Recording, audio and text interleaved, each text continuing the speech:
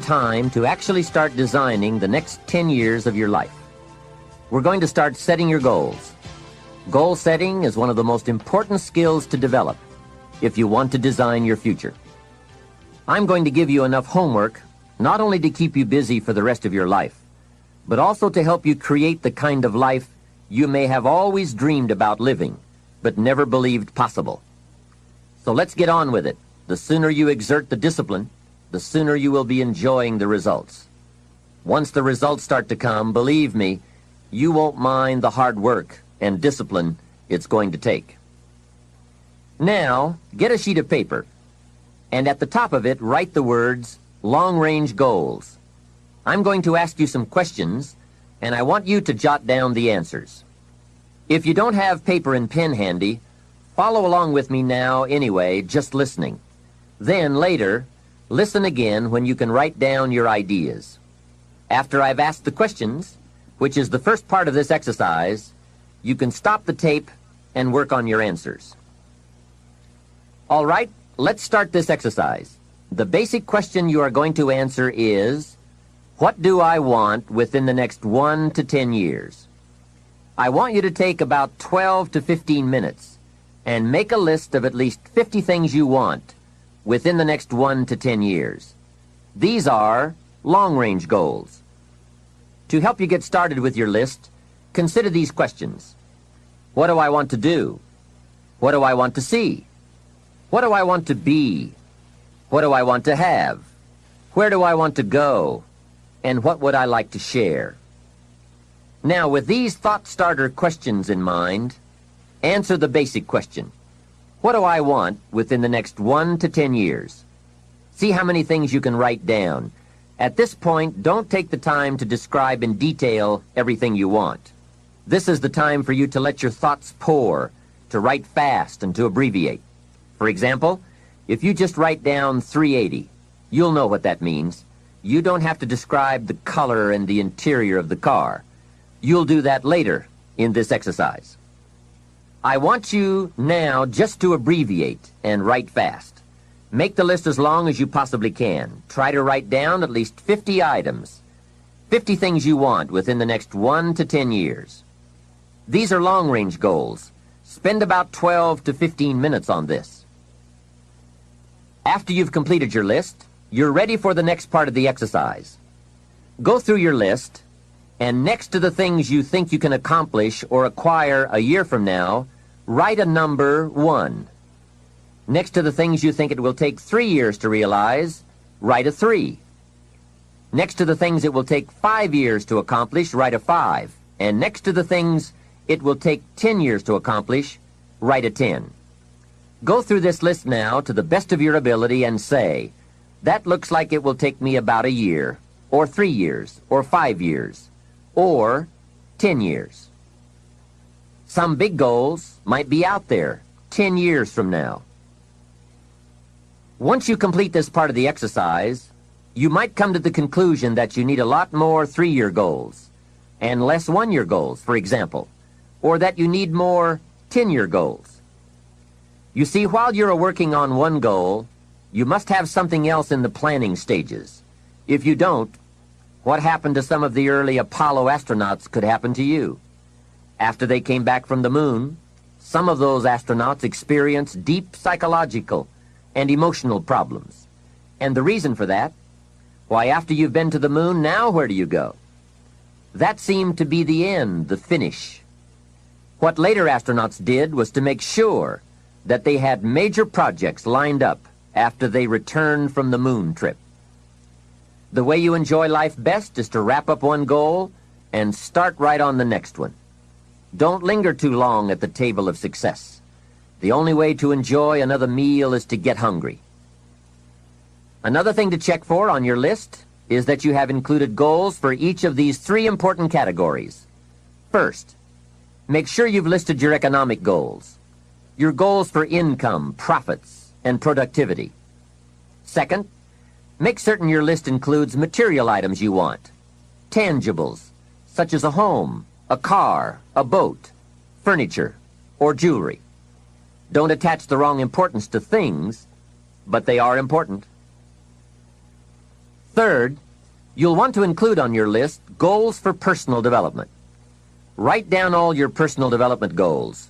Your goals to be more physically fit, to lose weight, to be more decisive, to be a more effective leader, to be a better communicator, to learn another language. Of course, there are other types of goals to consider: family goals, social goals, lifestyle goals. This is pretty heavy homework, but remember, whether or not you do your homework shows up in the marketplace as well as in the classroom. After you have determined which of your goals are 1 year, 3 year, 5 year, and 10 year, and after you've made certain your list includes economic goals, things, and personal development goals, I want you to go back to this list again.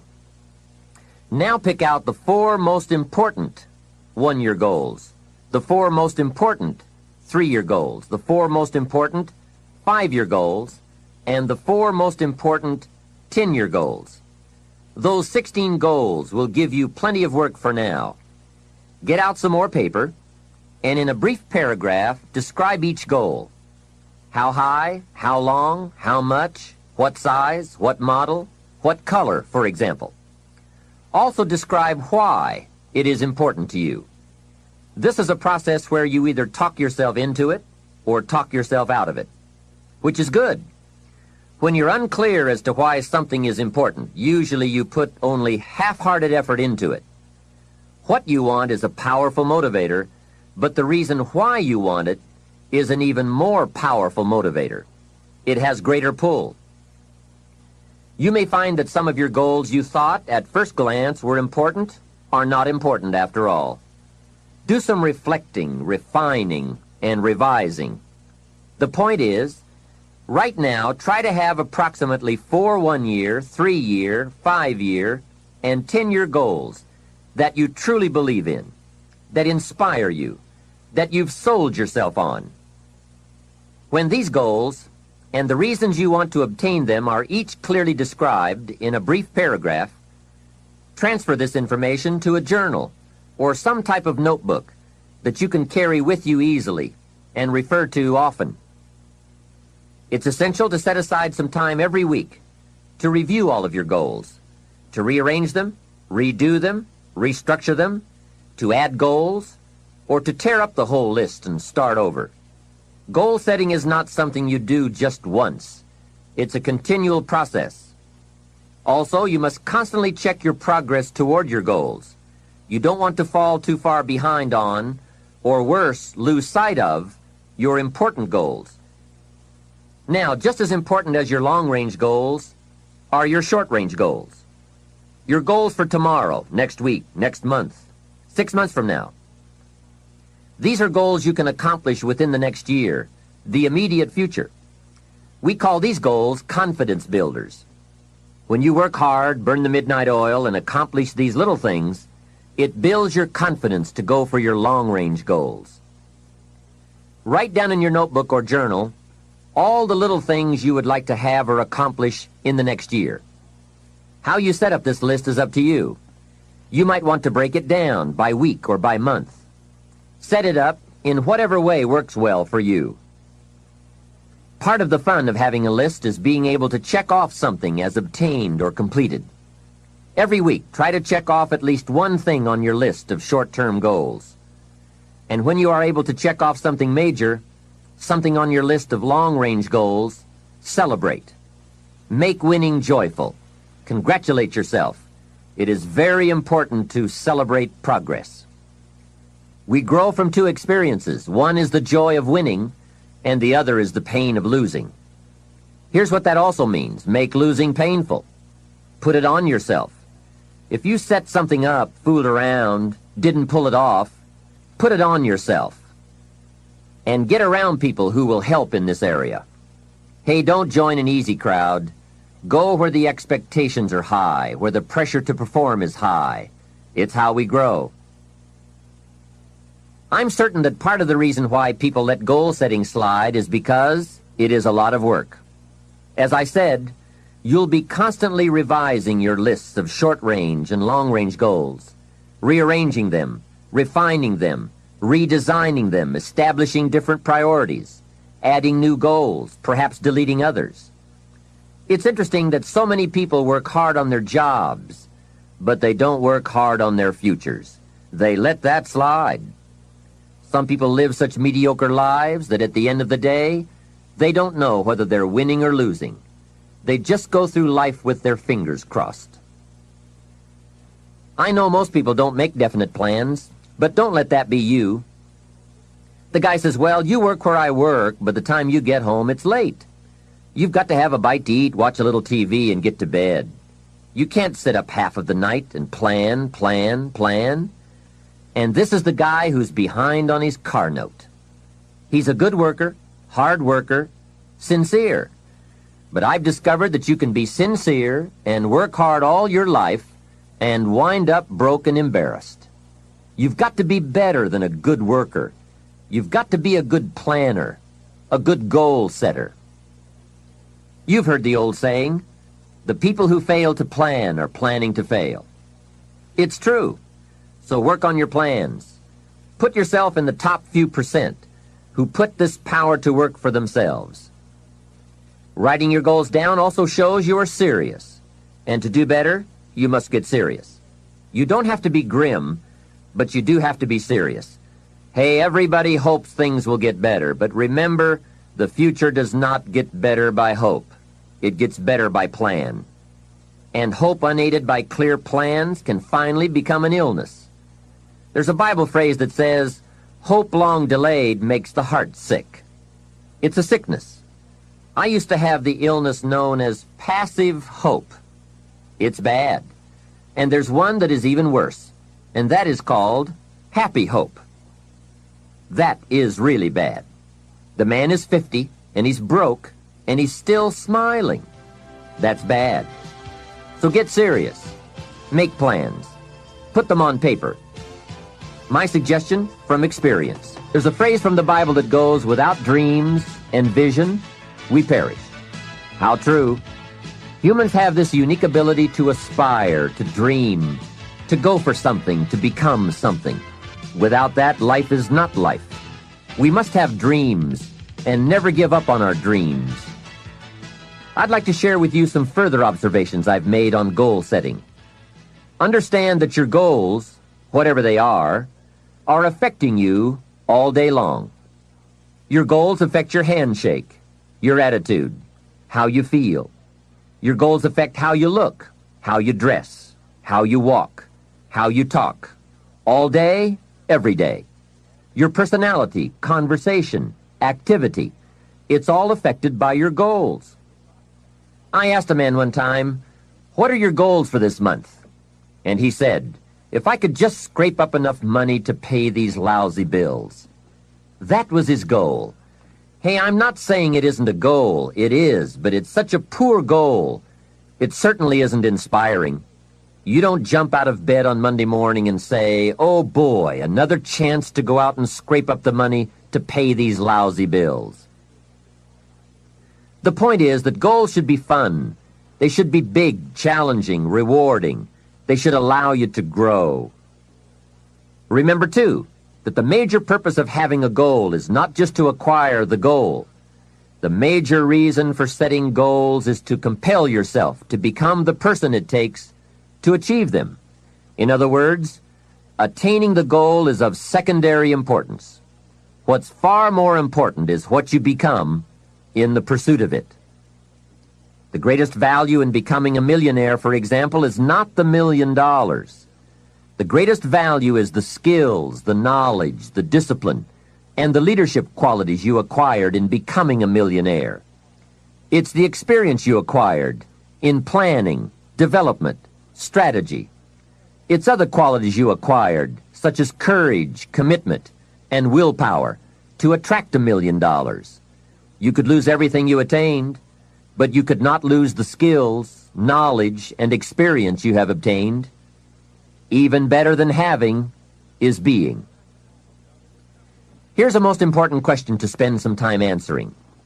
What kind of person will I have to become to get all I want? Write down a few thoughts on that. Write down some skills you'll have to develop, for example. and some of the things you're going to have to learn. Just spend a little time writing a few sentences on this. What kind of person will I have to become to get all I want? The answer to this will give you some personal development goals. Remember that income does not far exceed personal development. All of us have to do this kind of self-examination. I have to look at my own life and say, well, here's what I want, but am I willing to become what it takes to get what I want? If I'm too lazy, if I don't want to learn, read, study, and grow to become that kind of person, then I cannot attract what I want. Now, either I have to change my wants, or I have to change myself. Here are a few more key points I'd like to share with you on goals and designing your future. First, if you don't right now feel as if you're equipped to get all you want, just remember, ability will grow to match your strong dreams. That's why the goal-setting process we've discussed is so important. The more you work on this, the more ideas you will get on how you can change, how you can grow. I am nowhere near the person I was when I met Mr. Schoaf 25 years ago. I'm not that person anymore. I've changed. There's nothing you can do about the past, but you can do a great deal about your future. You don't have to be the same person you were yesterday. You can make changes in your life, absolutely startling changes, in a fairly short period of time. You can make changes you can't even conceive of now, if you give yourself a chance. Your abilities will grow. You have untapped talents and potential that you haven't even reached for yet. And as time goes on, you'll be able to reach deeper and deeper. The first thing you'll know, you'll be able to do things you never thought you could do. You'll be able to handle things you never thought you could handle. You'll have ideas that you've never had before. All of this is sparked by the goal-setting process. When you know what you want, and you want it badly enough, the answers will come to you. I can't tell you why it works. All I know is it works. Give yourself a chance to become all you can become and to accomplish all you can accomplish.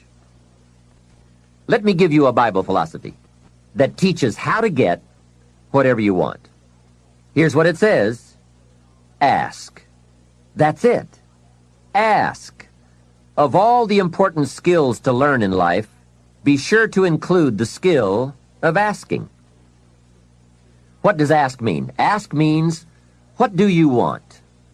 And the complete formula is staggering. It says ask, and you will receive. Hey, we ought to look into that.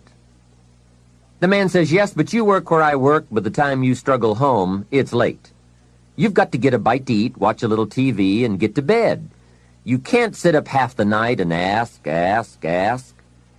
And this guy is behind on his bills.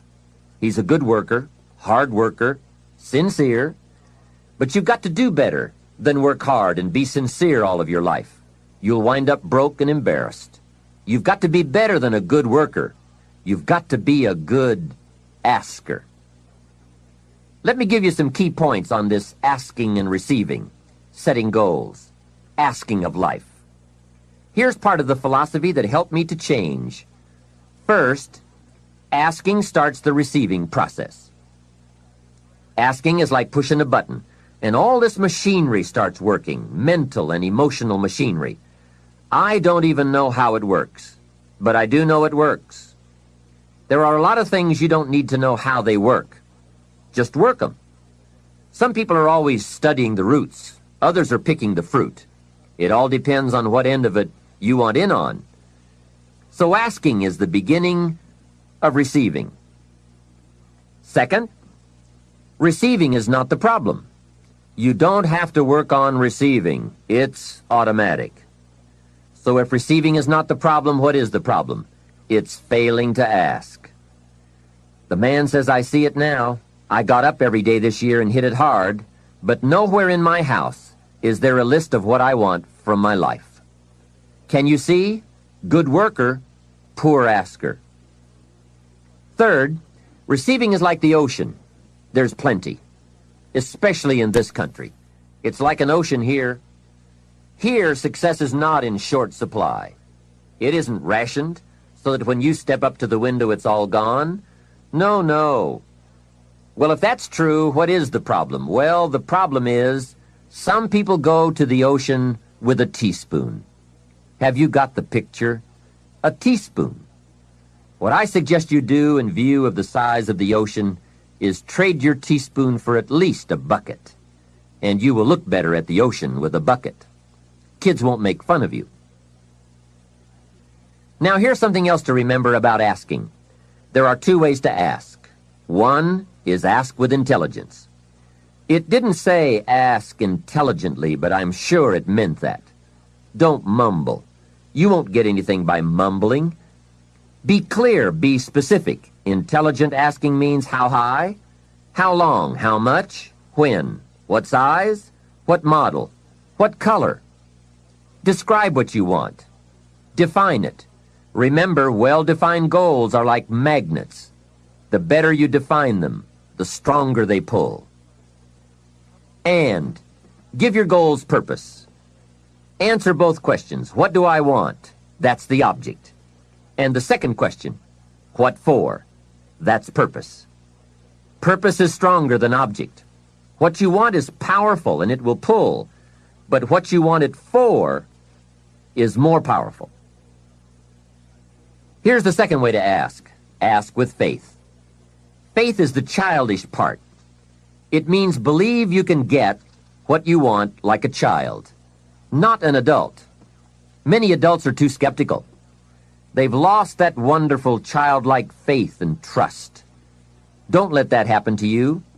Believe in, have faith in yourself and your goals. And get excited like a child. Childlike enthusiasm. Nothing can beat it. Kids think they can do anything. How exciting. They hate to go to bed at night and can't wait to get up in the morning. Develop that kind of enthusiasm toward your life and your goals. And be curious like a child. Kids can ask 1,000 questions. Just when you think they're finished, they come up with 1,000 more. They'll drive you to the brink. But it's really a virtue. Have plenty of curiosity. Ask questions. That's how you learn. Another fringe benefit of setting goals is what it does for your ability to manage your time effectively. This is no small thing. We'll look at time management in detail in a later session, but now, while we're talking about goals, I'd like to share and here's a good question to constantly ask. Is this a major or a minor? By asking that question, you will reduce the amazingly natural tendency to spend major time on minor things. In sales training, we are taught that major time is the time spent in the presence of the prospect, while minor time is the time spent on the way to the prospect. If you're not careful, you will spend more time on the way to than in the presence of. So in sales, we teach, don't go across town till you've gone across the street. Wouldn't it be wise to make an evaluation if you're in sales and ask, how much time am I spending in the presence of, and how much time on the way to? Majors and minors. What a great discipline to exercise. It also reads, don't spend minor time on major things. It's easy to get values mixed up. The man spends 3 hours watching television and only 30 minutes playing with his kids. Something is probably out of line there, right? It also reads, don't spend major money on minor things. If you spend more on candy than on audio cassettes like this, or books, that would be foolish, right? Here is a great goal-achieving tip. Don't mistake movement for achievement. It's possible to be busy all day, come home exhausted, and only then realize that very little of your day consisted of productive activities in the pursuit of your goals. Don't get faked out by being busy. The man says, I've been going hard all day. I've really put in the hours and the effort. But here's the major question. Doing what? It isn't going hard all day that counts. It's the doing what, the value that counts. Another essential is concentration. This is one of those difficult things, especially in a society where there are so many voices asking for our attention. The television voices, the radio voices, your family voices, the friends' voices, social voices, business voices, advertising, commercials. Isn't it amazing? You can turn off the television and the commercials keep running. How do you turn them off in your mind? That is the challenge to be mastered. The best use of time comes from putting plenty of value in it, and concentration means you take that challenge seriously. It's called careful investment for maximum results. Concentration. The big sports stars will tell you the cost of not concentrating. Just a little slip of concentration, and they put one by your feet. And there goes first place, and maybe the big money. So writing a letter, concentrate. Making a call, having a conversation. Trying to solve a problem, concentrate. You won't believe the effect this will have on your life. Now, there is a time to let your mind wander, but it's a time you designate specifically for that purpose. At that appointed time, you can go off for that walk on the beach, or that drive to the mountains, away from business. Let the breezes blow and your mind soar. Do some dreaming. That's healthy. But do it at that pre-planned time. At all other tasks, concentrate. Another aspect of managing goals and time is constant review. There's just no way to keep on target with your priorities without this. Whether it's business goals, personal goals, family goals, or investment goals, they must all be reviewed to see if you are on track, which is all the more reason for writing them down. Careful goal setting could be the time management answer you've been looking for. Goals well defined and well described and well thought out make us look carefully at the time we have and how to get the most from it to make all of our dreams come true. The answers to do better come from the necessity to do better. You will undoubtedly be amazed at the ideas you can come up with for the use of your time when goals and purpose have you stimulated to the maximum. Now there is a last main point to consider. You won't get everything you want. What a statement to make after studying how to get whatever you want. But you won't get everything you want, and the reason is, it's not that kind of planet. Sometimes it's going to hail on your crop and rain on your parade. I'm sure you are very well aware of this. But in my opinion, if you work the system I've just shared with you, you will get more than plenty. More often than not, you will get what you want. Those are good odds. There's no telling what you can do when you get inspired by results in advance. There's no telling what you can accomplish when you have goals and you believe in them. Just try this system for 90 days. Just try it. It may work even better for you than it has for me. I wish that for you. Come with us as we learn from Jim Rohn about how to build self-confidence as a skill. We will show you practical ways to increase your confidence and reach your potential. Let's start now. Emotions, feelings, phrases, sentences, paragraphs. It's very important now to be able to translate it. Learning to say it well. Let me just give you a short list of suggestions on learning to say it well. Number one, repetition. It just takes practice. I don't know any substitute for the practice. To learn any skill, you've just got to go through it again and again and again. My first attempt at lecturing, especially outside my own comfortable business circles, was pretty tough. Learning to say it well was a struggle for me. But I kept at it and kept at it, and now I've gotten better. I do one seminar called Challenge to Succeed. It's about 4 hours long, and I can do it without any notes. Every once in a while a person comes and says, you lectured this evening for 4 hours without any notes. How can you do that? I said, it's very simple. I've done it a few thousand times. We call that simplicity. You just do it over and over and often. I've got a good question. How long do you want it to take to get good at what you do? You say not very long. Then you've got to do it often. Do it often. Repetition starts the skill. Now, it also must be repetition with the objectivity of getting better. Because sometimes it's easy to be casual just about repetition and not get much better. How about the man who's been talking for 10 years, but he's making the same verbal errors he made 10 years ago? Or 10 years ago he said, I don't quite know how to put this. 10 years later he's saying, I don't quite know how to put this. We say, hey, 10 years is too long not to know how to put it. We can give you 10 hours not to know how to put it. You can stretch our patience and take 10 days not to know how to put it, but we can't give you 10 years. 10 years is too long not to make enough progress in better language skill. So, repetition with purpose. The purpose is to grow and to change, to develop, to expand, to make progress. Here's some other parts to saying it well. Sincerity, from the heart, with noble intent, wishing to bring value.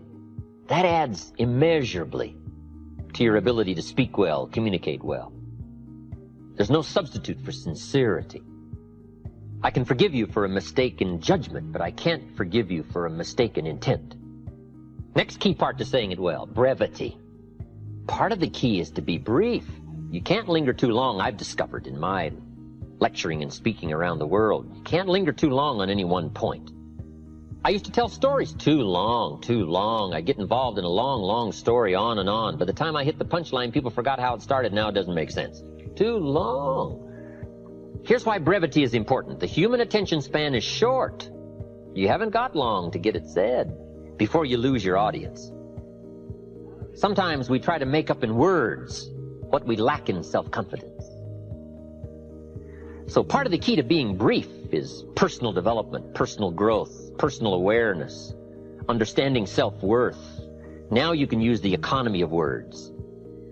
And this is a good position to be in. That what you are adds so much weight to what you say that you don't have to say very much. Next is style. And there's all kinds of parts to style, from body language and gestures to facial expressions and eyes and emotion. But style is very important. Here's part of the clue. It's not just the matter you cover, it's the manner in which you cover the matter. Style is important to attract someone's attention, to emphasize the point. Now, I've got a couple of good points here on style. Be a student of style, but don't just copy someone's style. Make sure that the study of style becomes distinctly you. But it is also important to be a student of style. How people speak well, be a student of that. And then borrowing bits and pieces from people you admire and the way they can communicate. Then make sure that all of that blended into you becomes your own distinctive style. But style is very important. Now, there's a variety of styles, but it's important to study your own style and say, how am I coming across in style? Should I learn to emphasize more? Should I learn to be more emphatic? All these things concerning style.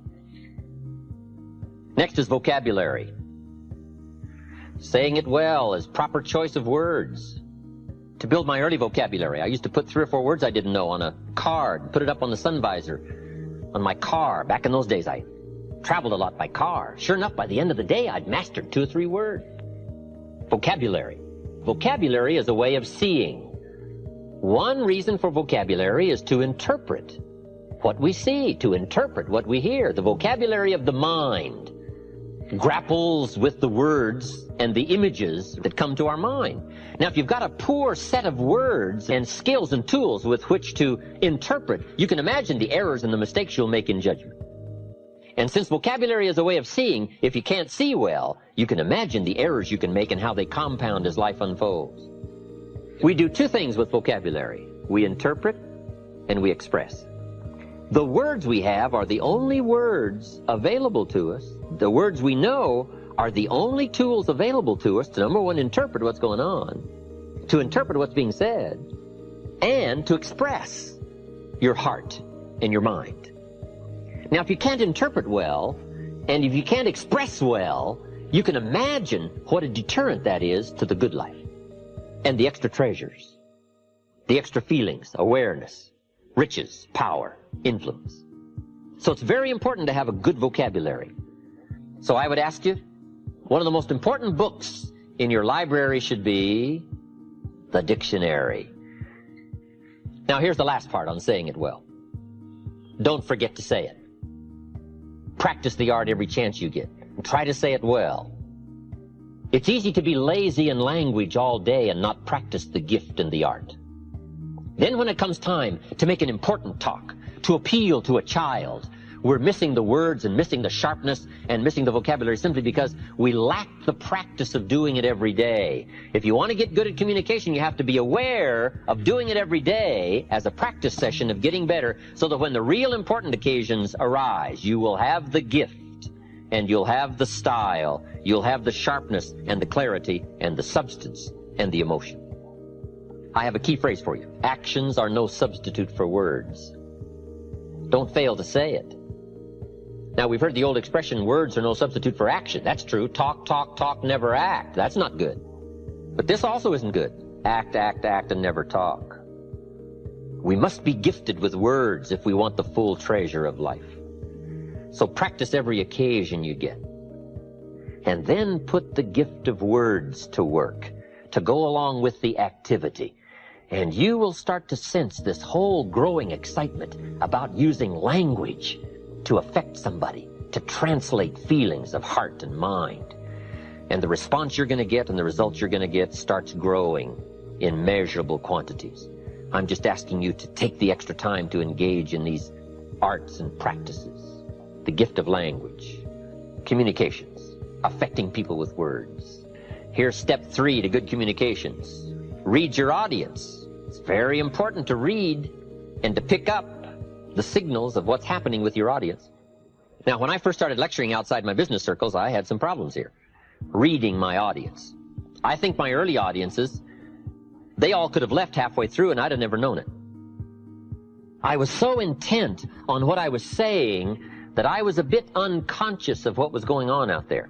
Then I finally learned to look up, to watch and see what's happening. We call this reading what's happening.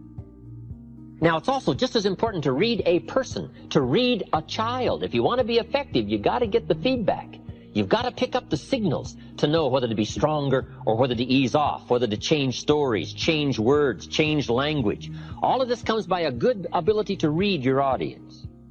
So let me give you some clues on reading. Number 1 is simply to listen. Part of reading is listening. You pick up a lot of clues as to what else to say, what all to say by being a good listener. From early times, I think we've learned to be a good speaker, you got to be a good listener. That's where you pick up the information, is to listen well, especially in a private conversation, a more informal conversation. Good listening habits. That's part of reading. Number 2, you got to read what you see. Part of it is just being conscious, right? Body language, reading what you see. Here's what we teach in leadership skills. Don't mistake courtesy for consent. In a polite society, we've learned sometimes to be courteous, but that doesn't mean we buy the story. With somebody being polite, smiling and nodding, you got to make sure you don't misread that and stop short of the full persuasion. Don't mistake kindness for acceptance. In a polite society, we've learned to be kind, but that doesn't mean we've accepted. So part of this is a little more subtle in reading in a polite society, whether or not somebody is buying your argument, if they're being persuaded by your presentation. So body language, picking up those signals. Now here's the one that's probably the most effective, but it's probably the most elusive. Reading the emotional signals. This is an area probably where the women have it over the men. Picking up the emotional signals. I think men can learn these skills, but I think women have a lot of this automatically. But it's something we all have to learn. Emotional signals, picking up the signals of whether to change your language, be sharper or to be softer, to go after a problem or to ease back and give it time to soak. Part of this is just picking up the feelings, picking up the emotions, being sensitive to the situation. This is not easy stuff. This is extra learning stuff, extra skills. But this is called summit learning, for those extra measures of rewards that come from communicating by learning these extra skills. So third, very important to read your audience. How are you coming across? What is the effect from a child to an auditorium full of people? Here's the fourth step to good communication: intensity. Here now starts the power of what we say. Part of the strength of what we say is the words we choose. The greater part of the strength of what we say is the emotions that are loaded into the words. Here's what has power unmatched: words loaded with emotion. There is no greater power. Words have an effect, but words loaded with emotion have an incredible effect. My words may reach you, but if I can't touch you with my spirit, if I can't touch you with my emotions, my feelings, my beliefs, then I probably haven't affected you very much. The feelings, the belief, the commitment, all that I am, if I can put more of what I am into what I say, no telling what miracle I can wrought. No telling how much of an effect I can be. Real persuasion comes from putting you into what you say. But now here's part of the clue, and we call these extra refinement of leadership skills: learning to measure your emotions. That's very important, to learn to measure your emotions. You don't need an atomic explosion for a minor point. Enough, but not too much. We call this understanding how to measure the flow of your emotions to cover a point. Okay, but if it needs heavyweight stuff, you reach and get it.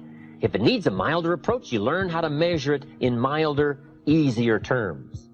But it's very important to measure your emotions, your feelings. Now, what do we mean by intensity and emotions? Here it is. All of your experiences and how they've affected you. That's the sum total of your emotional content. Where you've been and what you've heard and what you've seen and who you've met, and this whole panorama of life experiences for you up until now, and how you felt about all that. That we call the sum total of your emotions. Now, the key is to learn how to measure all that and put it in effective amounts into the words you choose. So here's the key to effective communications: well-chosen words loaded with well-measured emotion. Here's the next part of a good presentation. It's what we call logic and reason. If you're trying to persuade a child, talk to a child, or talk to an audience, or if you're trying to talk to a customer, part of any presentation is the logical part, the facts and the figures, the numbers and the dimensions. Here's my point on logic and reason. It's got to be brief. We need some facts, but only enough facts to start the decision-making process. You got to beware not to cover too many facts. I'm sure we've all heard the expression, it's possible to talk somebody into buying, keep on talking, talk them out of buying. Here's where this problem usually occurs. Even if it's a child, you can talk a child into deciding, and then you keep on talking, and then they undecide. We talk past. Too much logic, too much reason. We need just enough logic and reason so that it starts to make sense, not so that you understand it all. How many facts do you need? About a half dozen. And if somebody makes the mistake of going beyond the half dozen, here's what they're going to do: lose their audience. So you got to make sure you don't get into too wide range of facts and logic. Because here's why. Most decisions are made emotionally. We need just enough logic so that it makes sense, but we're going to do it probably out of emotion. So the key is to be brief, with logic, reasons, facts, because too much of anything is too much, right, at one time.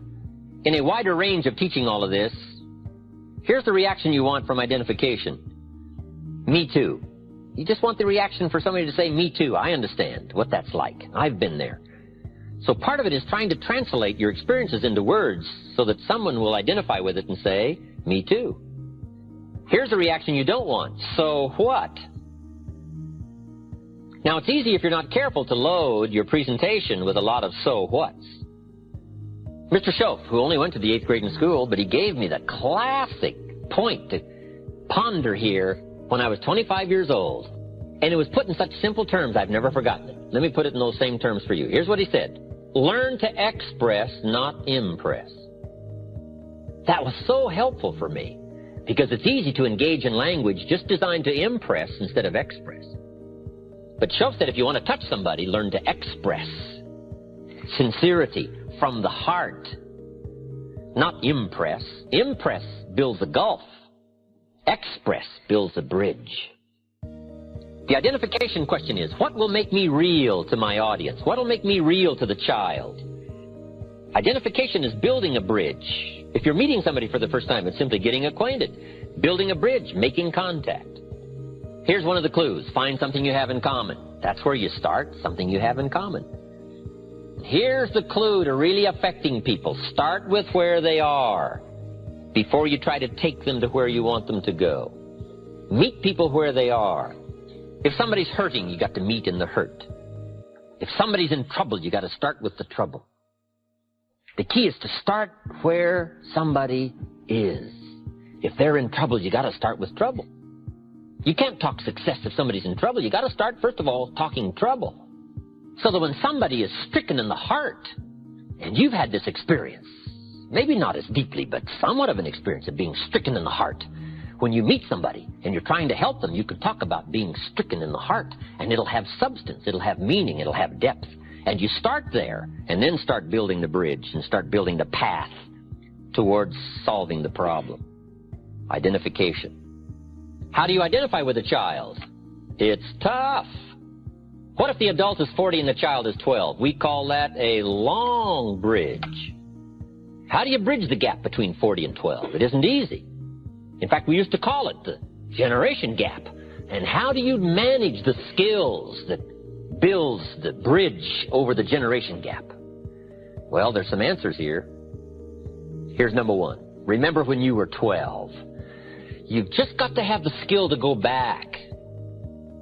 But you just got to go back and relive that. Let it smite you one more time. Let it hit you and let it hurt you.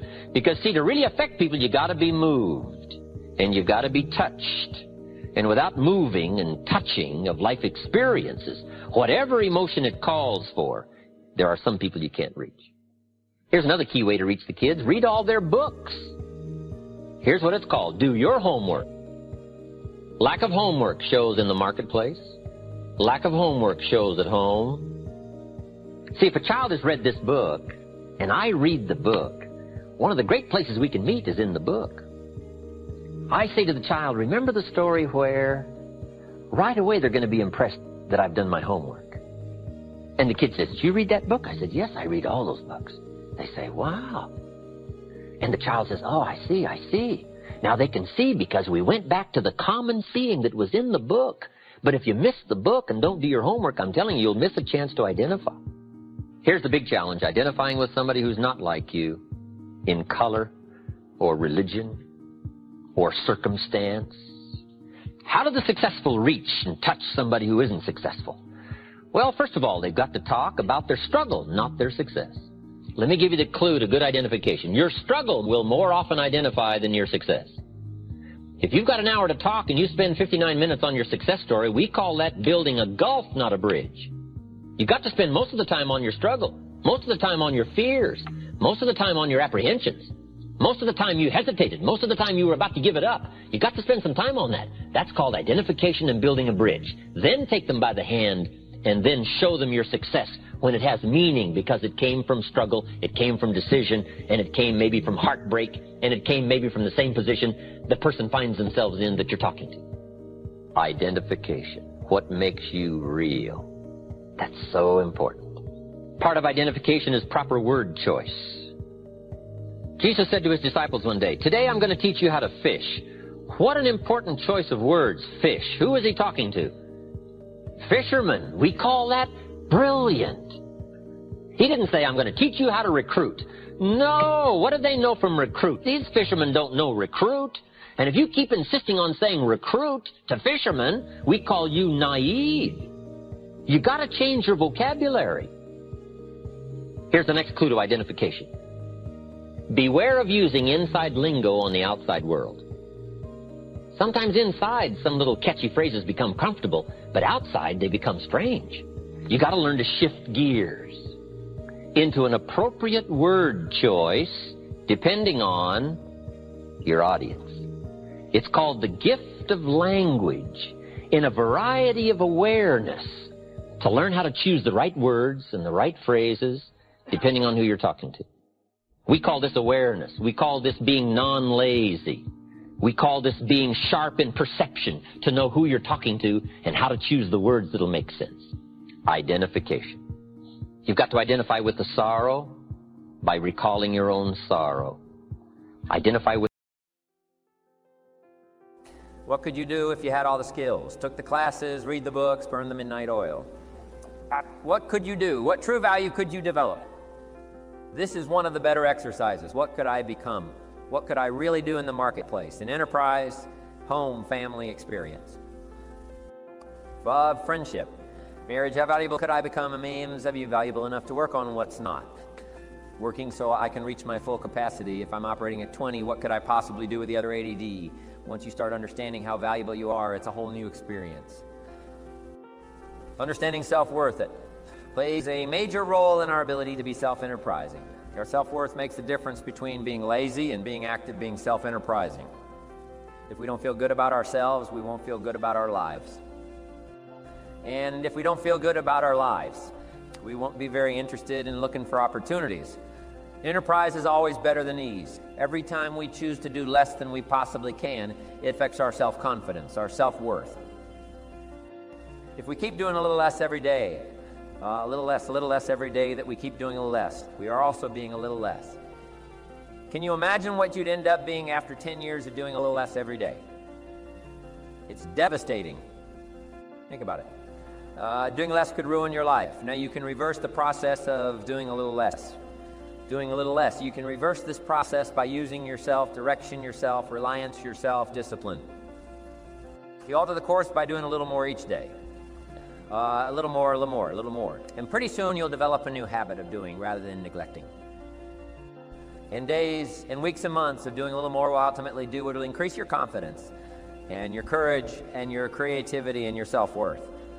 In the end, it's how we feel about ourselves that provides the greatest reward from activity and enterprise.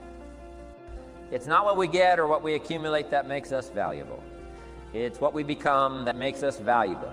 Success isn't in the having, success is in the doing. It's the process of doing that brings value. It's the activity that transforms our dreams into reality, that converts ideas into actuality. Let me tell you what I think most messes with the mind. I think that simply doing less than you can messes with the mind. It causes all kinds of psychic damage.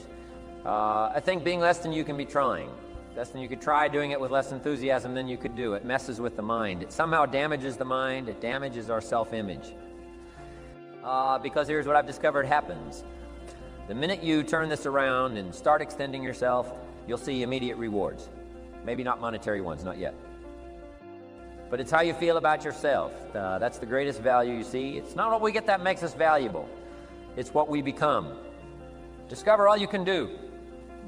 See how much you can earn, how much you can share, how much you can start, how much you can finish, how much you can reach, how far you can extend your influence. Some people out there would have us believe that positive affirmation is more important than activity. Instead of doing something constructive to change our lives, they would have us repeating slogans and canned affirmations. Like every day and in every way, I'm getting better and better. Well, getting better and better doesn't just happen from wishful thinking. Getting better and better only happens with the discipline of doing better and better. Discipline is a requirement for progress, and affirmations without discipline are in reality delusions. Don't get me wrong here, there's nothing wrong with affirming the good life. As long as we are disciplined enough to take action. Affirmations can be effective as long as we remember two very important rules. Number one, we should never allow affirmation to replace action and activity. Enterprise. Feeling better is no substitute for doing better. And two, whatever we choose to affirm must be the truth. If the truth happens to be that we're broke, the best affirmation would be to simply say, I'm broke. Wow, face it, accept it. Be responsible for it and change it by admitting that you're broke. By saying it out loud, you'll probably be disgusted enough to start the thinking process on how to change it. Anyone saying, I'm broke with conviction, will most likely be driven from ease into action. Confronting harsh realities has an incredible effect. Confronting the truth and then applying the discipline to express the truth instead of disguising it inevitably leads to positive change. And reality is always the best beginning. You see, within reality lies the possibility to create our own personal miracle, our own personal miracle. And the power of faith starts with reality.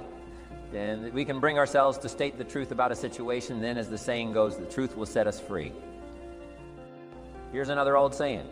Faith isn't faith unless it's all you're holding on to. If your life and circumstances have resulted in a situation that is ugly, call it ugly. If you've lost it all, admit that you've lost it all. Be responsible to it. And if faith is all you've got left, use it. Create your own personal miracle.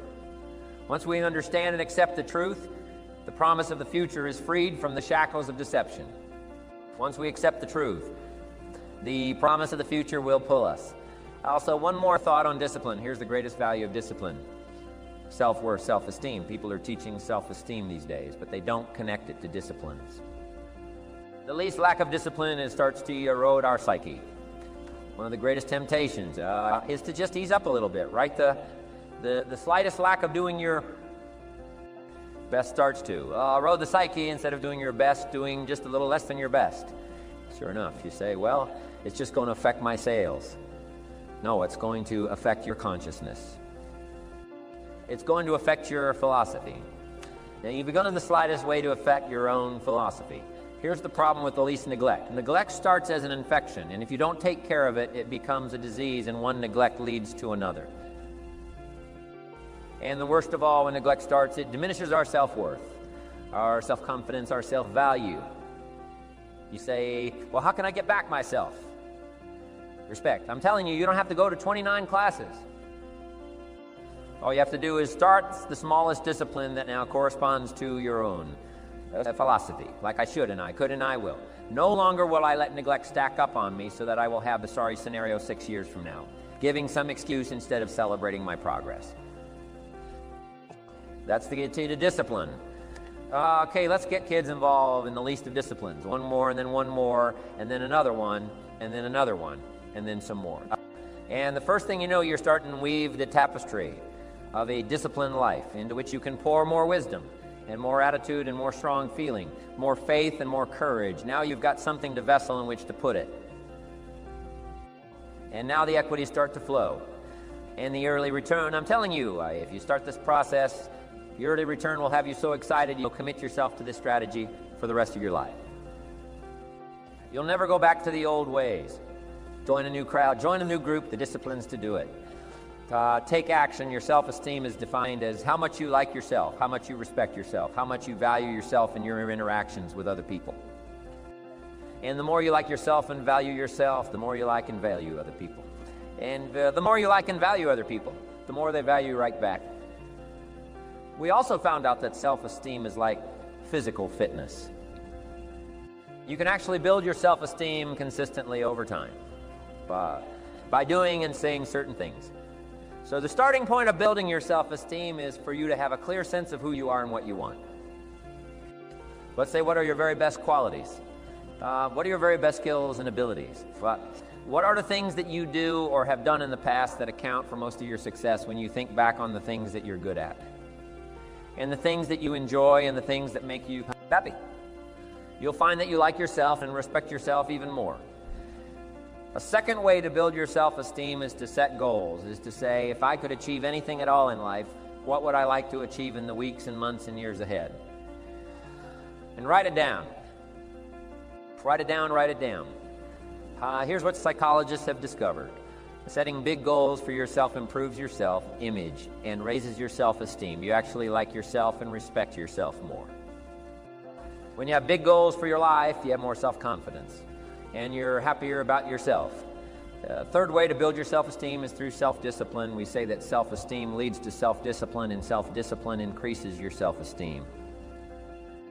So that means setting priorities on your work. Saying to yourself, what is the most important thing I could do right now? And then disciplining yourself to do that. Now here's the key, and it's the great key to success. It's called task completion. Whenever you start and complete a task yourself, esteem goes up. You like and respect yourself more. You feel like a winner because completing a task is like crossing a finish line. It gives you a feeling of winning. So if you start and complete any task yourself, esteem goes up. If you start and complete your most important task yourself, esteem goes. It goes up very high and you feel sometimes exhilarated. Your brain releases endorphins, which are called nature's happy drug. They make you happy, and not only that, they motivate you to want to do more things and to do the better and to do them sooner as well. So those are some of the ways to raise your self-esteem, and especially underlying everything that you do by repeating the magic words. I like myself, I like myself, I like myself, know who you are. Set clear goals. Work on the most important things that you can do to achieve those goals, and discipline yourself to complete your tasks. And your self-esteem will go up and up and up.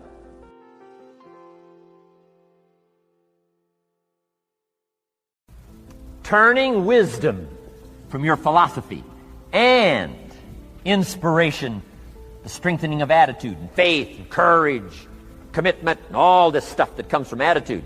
If you're willing to take these two qualities, philosophy and attitude, and invest it into activity, you can have a miracle.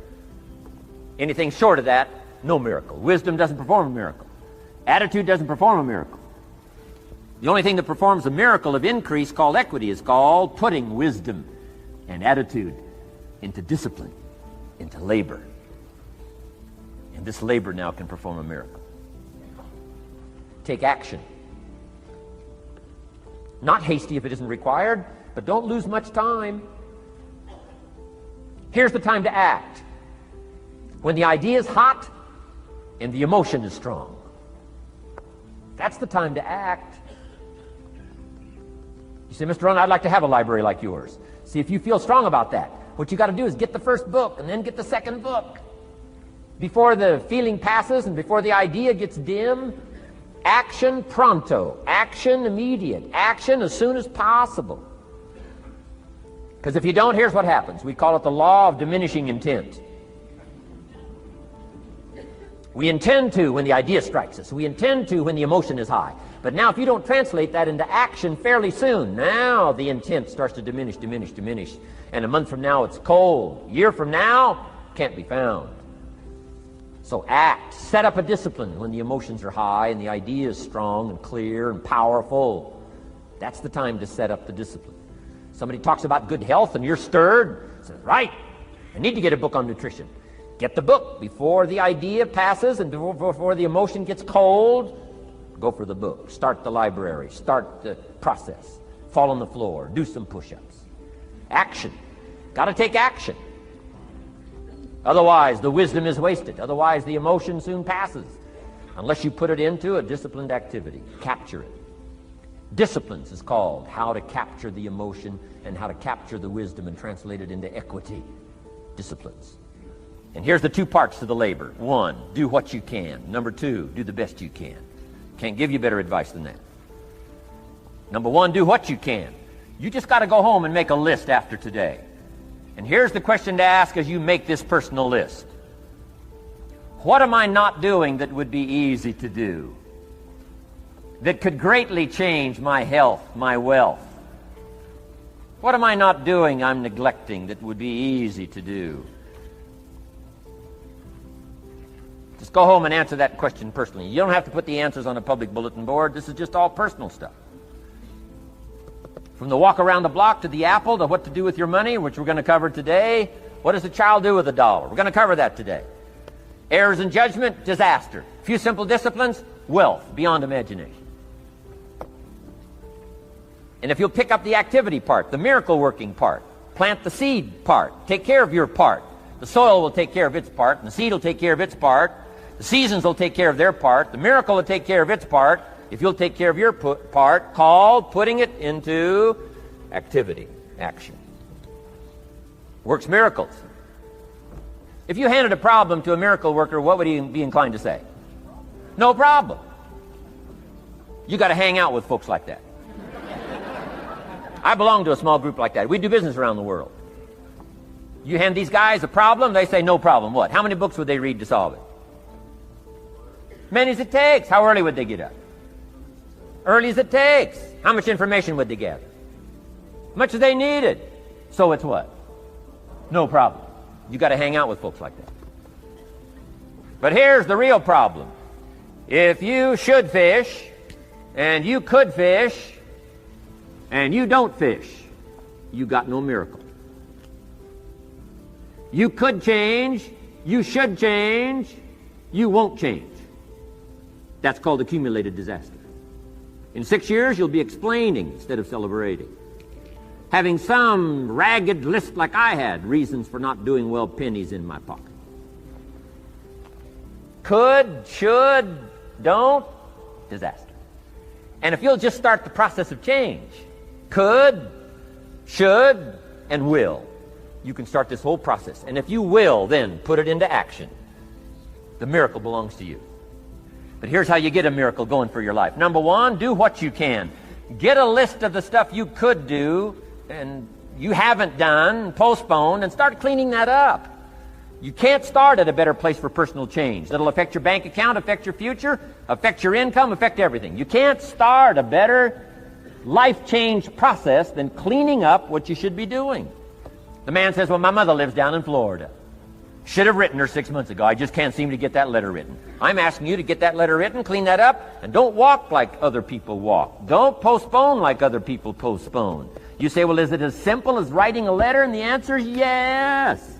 Where else would you start for life change, personal change? You don't need a pink package to fall out of the sky. You don't need massive bombard, pre-conscious, subconscious. Practice channeling, find a 2,000-year-old guru. I mean, you don't need any of that stuff. Pass on all that. Kids are afraid of that stuff. Too much of it, you'll be out on a limb with Shirley. I mean, don't pass on all that stuff. This stuff's too easy. This stuff's too simple. It's called take action, number one, on neglect, on errors, in discipline. Number two, start setting up some disciplines. And if you'll do that, you'll perform a miracle. Now, here's the second part of the miracle. Number one is do what you can. Here's number two, do the best you can.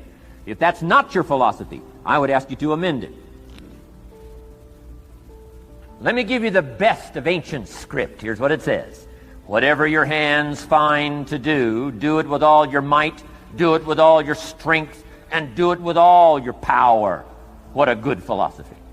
That kind of philosophy will revolutionize your life if you haven't picked it up lately. Guy slips in late, company doesn't seem to mind, slips out early, first one in the parking lot, heading for happy hour. Stretches his break, comes early for lunch, late back from lunch, company doesn't seem to notice. Guy says, best as I can calculate, I'm putting in about a half a day's work and I'm collecting a full day's pay. And the guy says, I got it made. Little does he know the seeds of his own disaster are already being sown by the weakness of his own personal philosophy. It's not the economy that's going to determine your next 6 years. It's your philosophy about labor and about activity and about miracle and soil and seed and sunshine and rain and the economy and the banks and the money and the companies and the schools and what's going on. It's your philosophy and your attitude. And then your ability to take action. All of that we call the process of life change, miracle working. Number one, do what you can. Number two, do the best you can. What is the results at the end of the day, the results at the end of the week? You can't let too much time go by without checking. When time goes by, 6 years I'd been out there working when I met my teacher, Mr. Shope.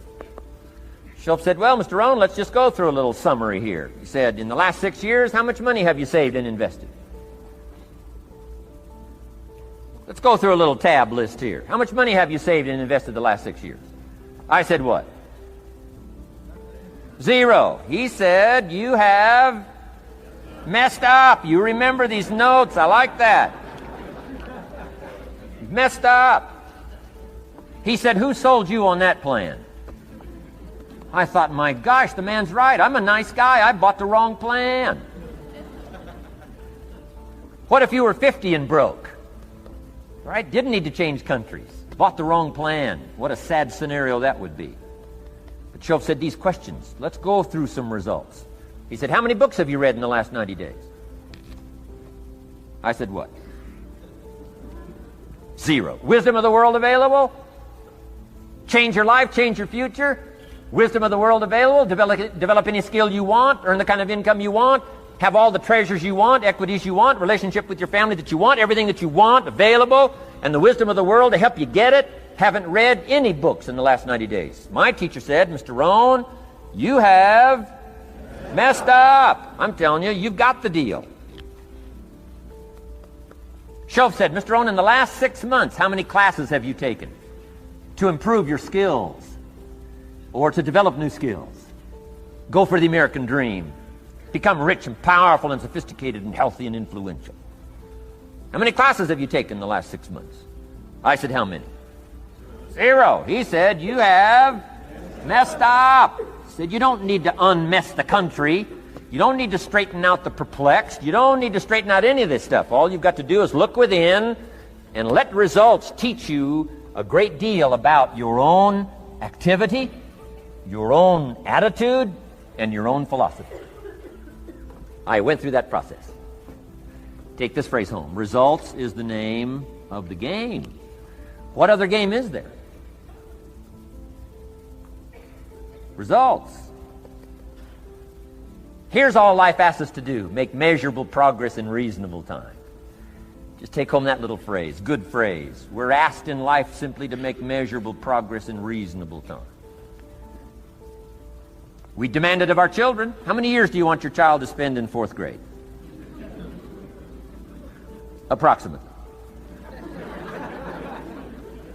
About 1.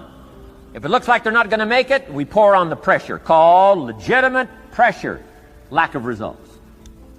Peer pressure, family pressure, school pressure, community pressure.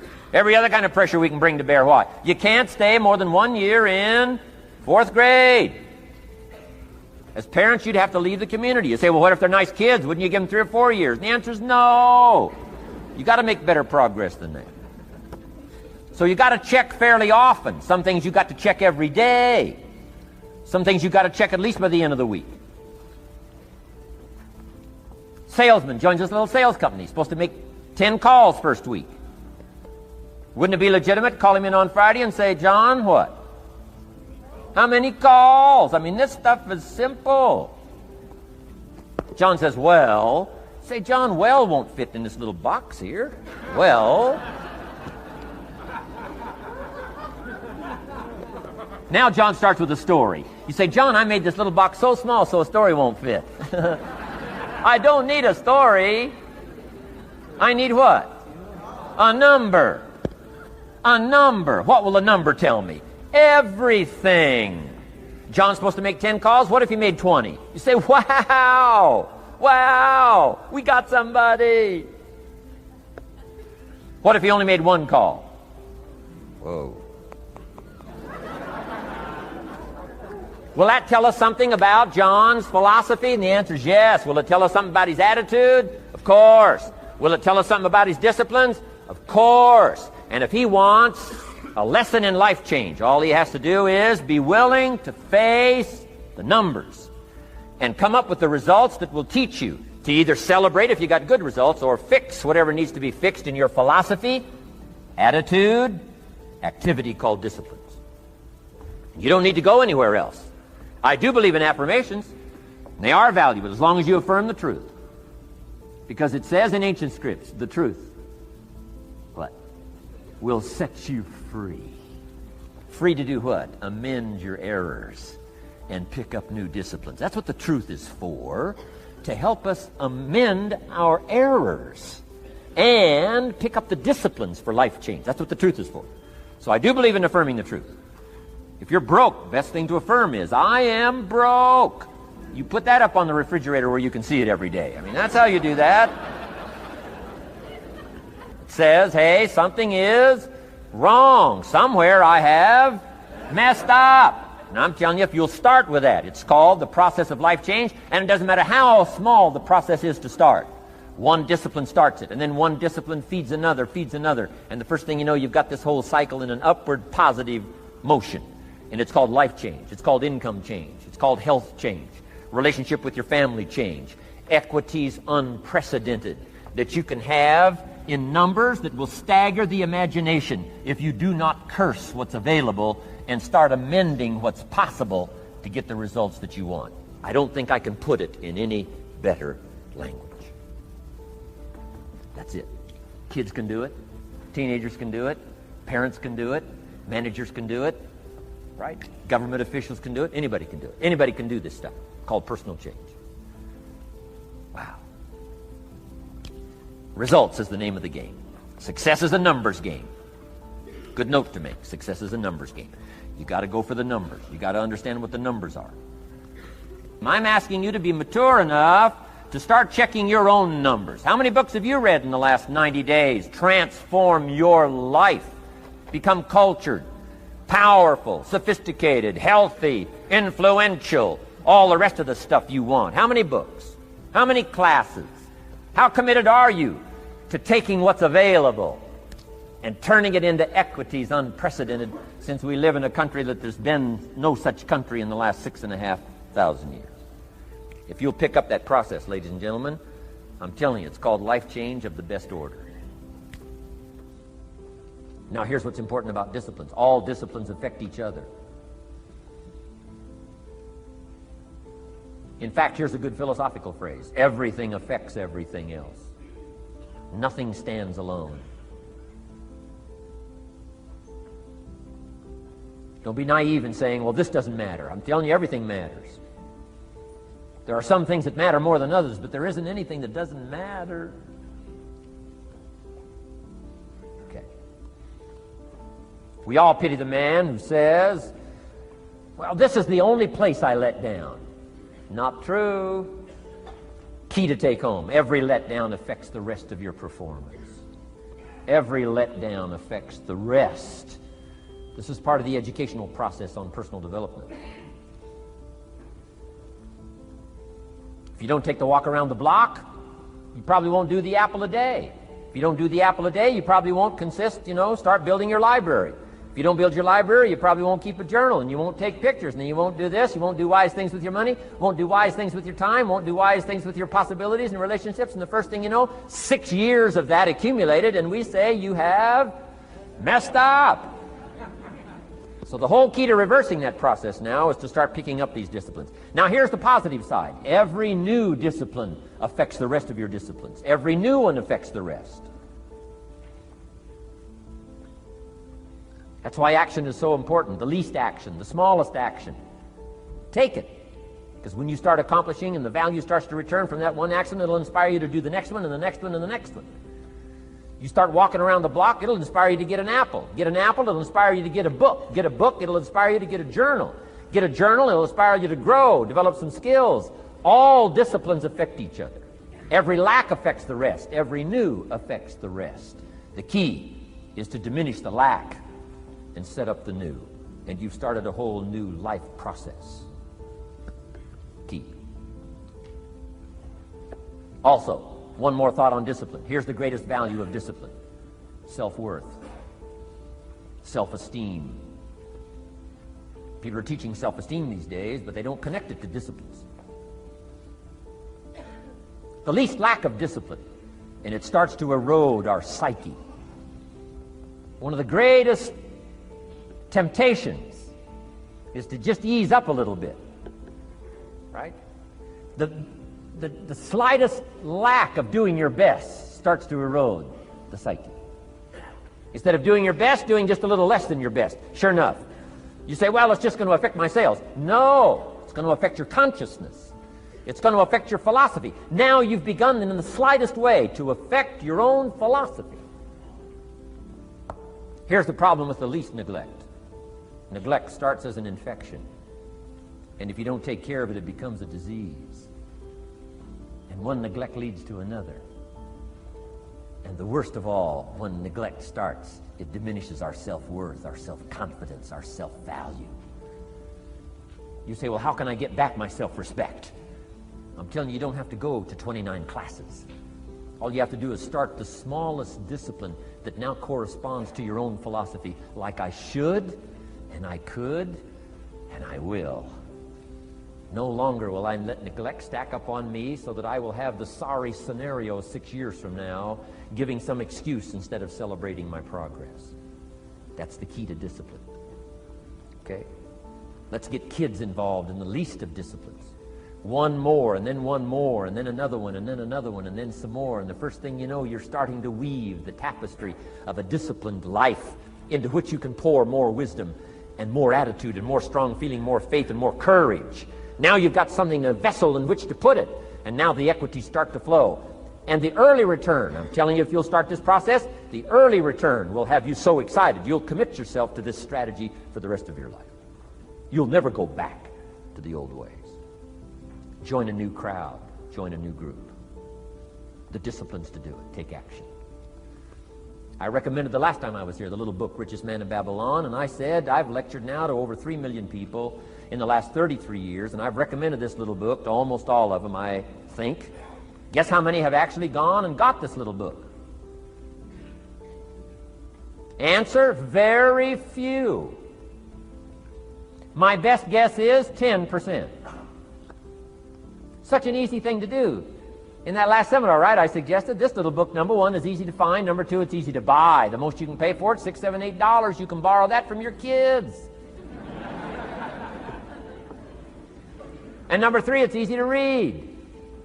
It's in story form. That's why I use it for teenagers, teaching them how to be rich by 40, 35 if you're extra bright, much sooner if you find a unique opportunity.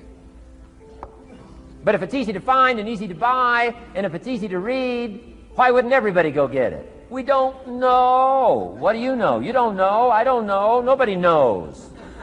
Here's how profound it is. Some do and some don't. Now here's the numbers. About 10% do. 90% don't or won't. And we don't know the mystery of that. And I'm telling you, 10 years from now, those numbers will still be the same. 10% will, 90% won't. The numbers don't change. Only the faces change. You're looking at one of the faces.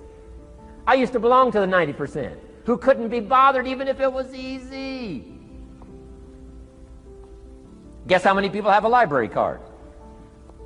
Wisdom of the world available. Transform your life in any value amount you want. By the way, how much is a library card in Texas?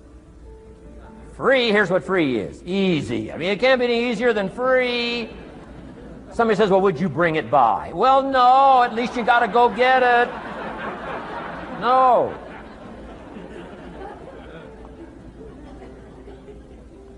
Wisdom of the world available. Transform your life spiritually, socially, personally, economically, and every other way. Teach you how to be rich and powerful and sophisticated and healthy, influential. How many people have a library card? Answer, 3%. 95, 97% couldn't be bothered. Guy specializes in happy hour, but he doesn't have a card. And now readily and quickly blames the government and blames his company and blames policy and blames the pay scale. When if he only knew, if he joined the 3%, here's my advice to you today. Walk away from the 97%. Don't talk like they talk. Don't act like they act. Don't go where they go. Don't specialize in what they specialize in. Throw away the blame lists they cling to. Start you a new life. You say, well, is it as simple as getting a library card and join the 3%? And the answer is, of course. Of course. That's how easy this stuff is. This is so easy. It's so simple. It's not complex. You don't need a 2,000-year-old guru. You don't need multi-track affirmations. I'm telling you, don't. Affirmation without discipline is the beginning of delusion. Key. Don't let somebody sweep you into some contrary way to nature itself says, unless you labor. The miracle of the seed and the soil and the seasons and God and all the other stuff that's available, sunshine and rain, that's not available to you by affirmation. It is only available to you by labor. So labor well. Okay. Learn well. Discipline yourself well. And you can have all the treasures you want. This stuff's easy and simple. It's not ocean waves and seagulls. You don't have to move to Sedona where all the force fields come together in Arizona.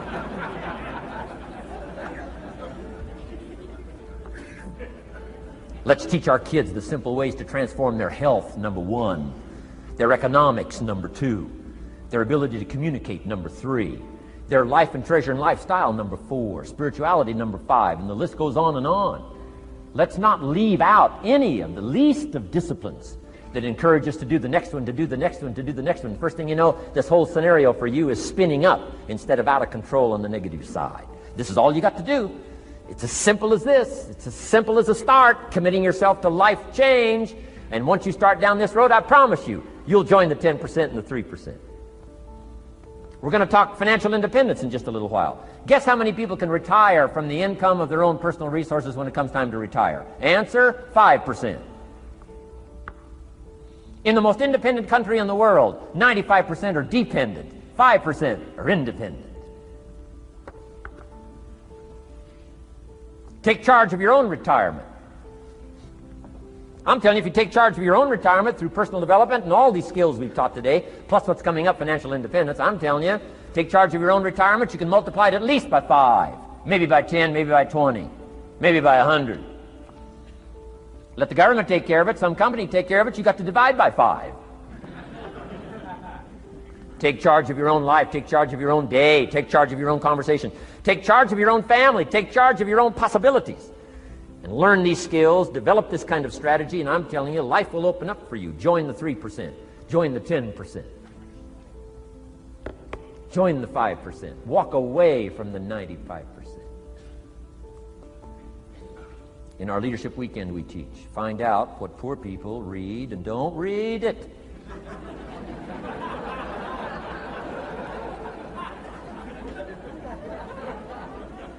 I'm telling you, don't talk like they talk.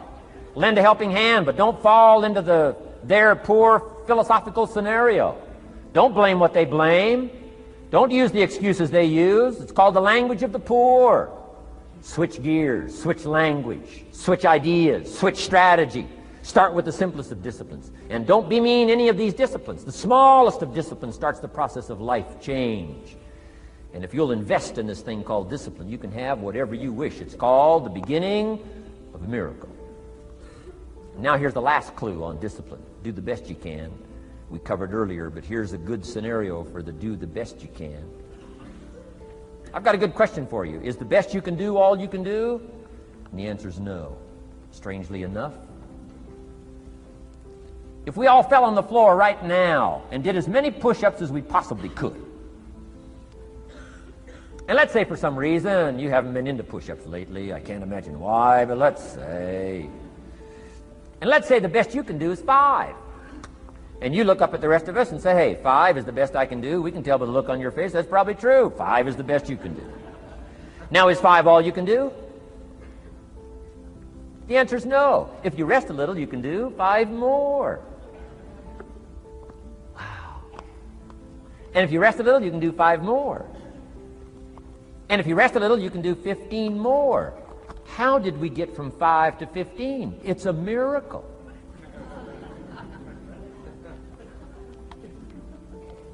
And if you rest a little, you can do 15. Rest a little, you can do 15. Rest a little, you can do 20.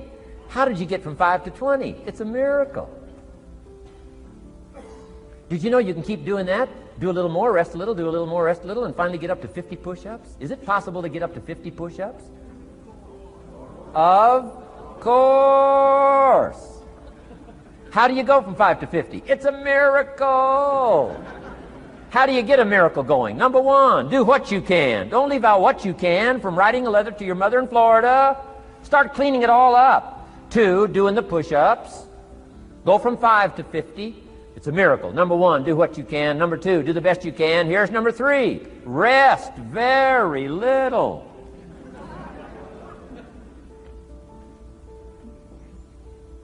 Don't rest too long. Why? The weeds take the garden. Kids have got that figured out. You can't rest too long. Here's the clue. Make rest a necessity, not an objective. The objective of life is not to rest. The objective of life is to act. Think of more disciplines. Think of more ways and means in which to use your own wisdom and your own philosophy, and use your own attitude, your own faith, your own courage, your own commitment, your own desires, your own excitement. Invest it, invest it, invest it, invest it in discipline so that it's not wasted. The smallest of discipline. Thereby transform your life. Join the 5%, join the 10%, join the 3%. Guess when I went and got this little book, Richest Man in Babylon? The same day I heard about it. I went and got it.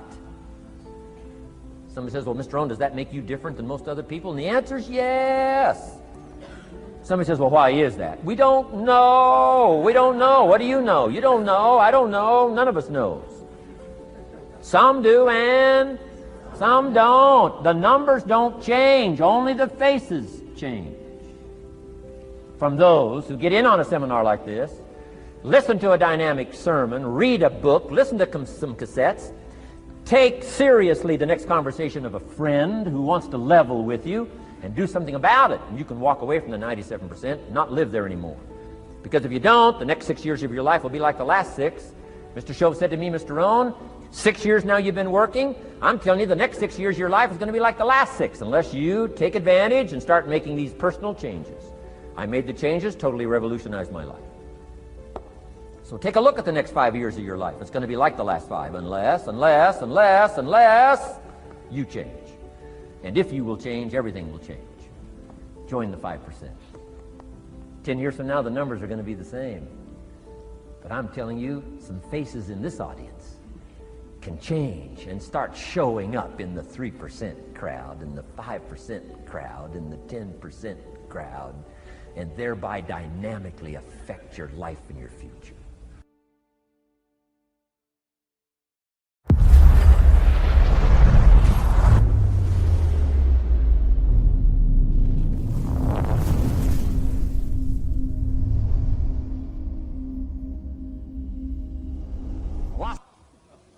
Just ask that you can get wiser and stronger and better and be able to take care of your own responsibilities. Get better. Learn how to handle the seasons better. Let's go through them. Just get better at handling the winters. You can't change the winter. You can't change the seasons, but you can change yourself. You say, well, what can I do about the upcoming winters of my life? The challenges that I know I'm going to face. Here's what you can do. You can get wiser and stronger and better. Just make a list of that trio of words. Wiser, stronger, and better. Go home smarter than you came. Go home with more ideas than you came with. Next, get stronger. You can develop the muscle. You can develop the courage muscle. You can develop the inspiration muscle. You can develop the dedication muscle. You can get stronger. There isn't anybody here that can't get stronger. Next time we see you, may not even recognize you, how strong you're going to be able to become in language, in style, and personality, the ability to cope, the ability to handle with anything that happens, no matter what happens. And the third one is get better. We can all get better. I've gotten better. First talk I gave, I stood up, my mind sat back down. But here's the secret to my success. I stood up and did it again. I stood up and I did it again. And I did it again, and I did it again all those many years ago. I did it when I was scared, and I did it when I didn't want to, and I did it when I was ill. And I did it when it didn't work well, and I did it when they didn't appreciate it, and I didn't a lot of times when I didn't know much what I was doing. I just did it anyway. And now all these years later, I'm asked to walk on this stage with the greatest introduction I've ever had, greatest response and welcome I've ever had, the greatest opportunity I've ever had to touch this many lives with a mixture of words and heart and soul. I got better. I got better day by day and week by week and month by month. And I'm asking you to do the same thing until you can develop a long arm and a long reach, until you can develop influence that won't quit. Touch people next year you couldn't touch this year. Touch people now you couldn't touch before. Conduct a meeting now you couldn't conduct before. Heart and soul now mixed in there that wasn't there, missing before. I'm asking all of you to get better in spite of the winters, in spite of the downturn, the money downturn, the social downturn, the personal downturn, whatever it is. Just get stronger. Get better. The key is not to wish for a better winter. The key is to wish for more strength, more wisdom, more courage, get better, get wiser, get stronger. Here's number 2. Learn to take advantage of the spring. Spring means opportunity. And we've got a fresh spring going here. It's called a spring like no other. A spring, an opportunity like no other for you. But here's the clue. Spring is not a guarantee of a harvest in the fall and the autumn harvest time. Here's what you must learn to do. Underline the 2 words if you're taking notes. Take advantage. Take advantage of the spring. Don't just be faked out by the spring because the nice weather has come and looks like everything is going to be a lot better. The winter's finally passed. The spring is here. I'm telling you, that's not going to do it for you. Just because the spring is here, it's not going to do it for you. You got to seize it with your own 2 hands and take advantage. Read the books. Study the tapes. Go back through your notes. Get ready to cash in on the spring. And now there's a sense of urgency here. Here's why. Spring doesn't last that long. Let's take advantage of it. It's called take advantage of the spring. And there's also an urgency here. How many springs have you got in a lifetime? Not very many. Life is brief at the longest. The Beatles wrote, life is very short. And for John Lennon, it was extra short. For Michael Landon, it was extra short. But it is short. There's an urgency here. Don't waste your springs. Don't just let them pass, hoping the time will pass. Take advantage. Last year it was seize the moment. And I'm asking you now this season to seize the spring opportunity. You've got a new organization going, seize the spring. You've got a new distributor going, seize the spring. You've got a new life situation going, seize the spring. Take advantage of it. Don't let it pass without giving it the best of your two hands and your attention. Number 3, first, learn how to handle the winter. Second, take advantage of the spring. Number 3, in the summer, learn to nourish and protect. We've got some major challenges now come summertime. One is to nourish our values. Take care of them, feed them. Don't let them go hungry. Don't let them go wanting in nourishment and care. And then here's something else we've got to do in the summer. Defend ourselves against the enemies. Summertime is a unique time. It's a time of opportunity. It's also a time of challenge. But whatever threatens you, I'm asking you to threaten it back. Take care of your responsibility, but don't take anything off of anybody. Somebody wants to destroy your chances for a good future by their negative talk, negative thinking, putting it all down. I'm telling you, walk away if you have to. Walk away. Whatever threatens you, threaten it back. Whatever threatens your opportunity, threaten it back. Now, some of our enemies are on the outside. But here's the most important thing to understand. Some of our enemies are on the inside. Let me give you a quick list. Indifference. You got to do battle with your own indifference. Boy, it's easy to coast. Especially if you've accomplished something, extraordinary. Now, somebody says, I got to relax. Here's the key. Not too long. The weeds will take all you plant if you rest too long. Don't rest too long. Indecision. You got to make those decisions. The ones that don't turn out to be good gives you experience to make better decisions. Don't let much time go by without making some decisions. The ones that you can make quickly, make them quickly. The ones that take time, take your time. But get those decisions made. Don't let indecision be an enemy, rob you of the future, empty your bank account, leave you with zero in the purse. Don't let that happen. The next one is doubt. Sure, there's doubts on the outside. People doubt that America's going to make it. People doubt that Europe's going to make it. People doubt that Russia's going to make it, that Poland's going to make it, that Czechoslovakia's going to make it. They doubt the whole world is going to make it. But I'm asking you not to pick up all those doubts. I'm asking you to have some faith, have some courage, believe, drive your doubts into a small corner. Don't let them loose like a mad dog, drive you into a small corner. Don't doubt the future. Don't doubt the possibilities. Don't doubt the extraordinary gifts that your distributors bring to your organization. Don't doubt that. And here's the most important one of all. Don't doubt yourself. If I've got miracle working power to change my life, so do you. If I've got the ability to change, so do you. If I've got the ability to read, so do you. If I can discover, so can you. If I can grow, you can grow. If I can develop, you can develop. If I can get an invitation like I got 6 years ago, help take something around the world, so can you. If I can stand on this platform, Idaho farm boy raised in obscurity, so can you. If the millionaire team can do it, president's team can do it, walk off with the diamonds, the trophies, so can you. I'm asking you, don't sell yourself short. We haven't sold you short. That's why Mark, Larry, and Dr. Katzler and I have decided to invest a big share of our life these 4 days in being with all of you. If we didn't think you were worth it, we wouldn't have showed up. We don't need to conduct another meeting. We don't need to walk on another stage. We don't need to get up early like we get up. Don't need it. except for the challenge and the opportunity to invest in this many people's lives who wouldn't get up early, to have a chance to work miracles and invest in this many people's lives and help turn the world upside down for better nutrition called Herbalife. To a lot of people, ambition is kind of a mystery. The dictionary says it's an eager desire for distinction, power, or fame. But what does that really mean? Well, let's start with the word eager.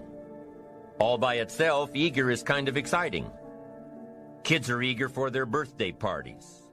They expect to be the center of attention, get lots of presents, eat too much.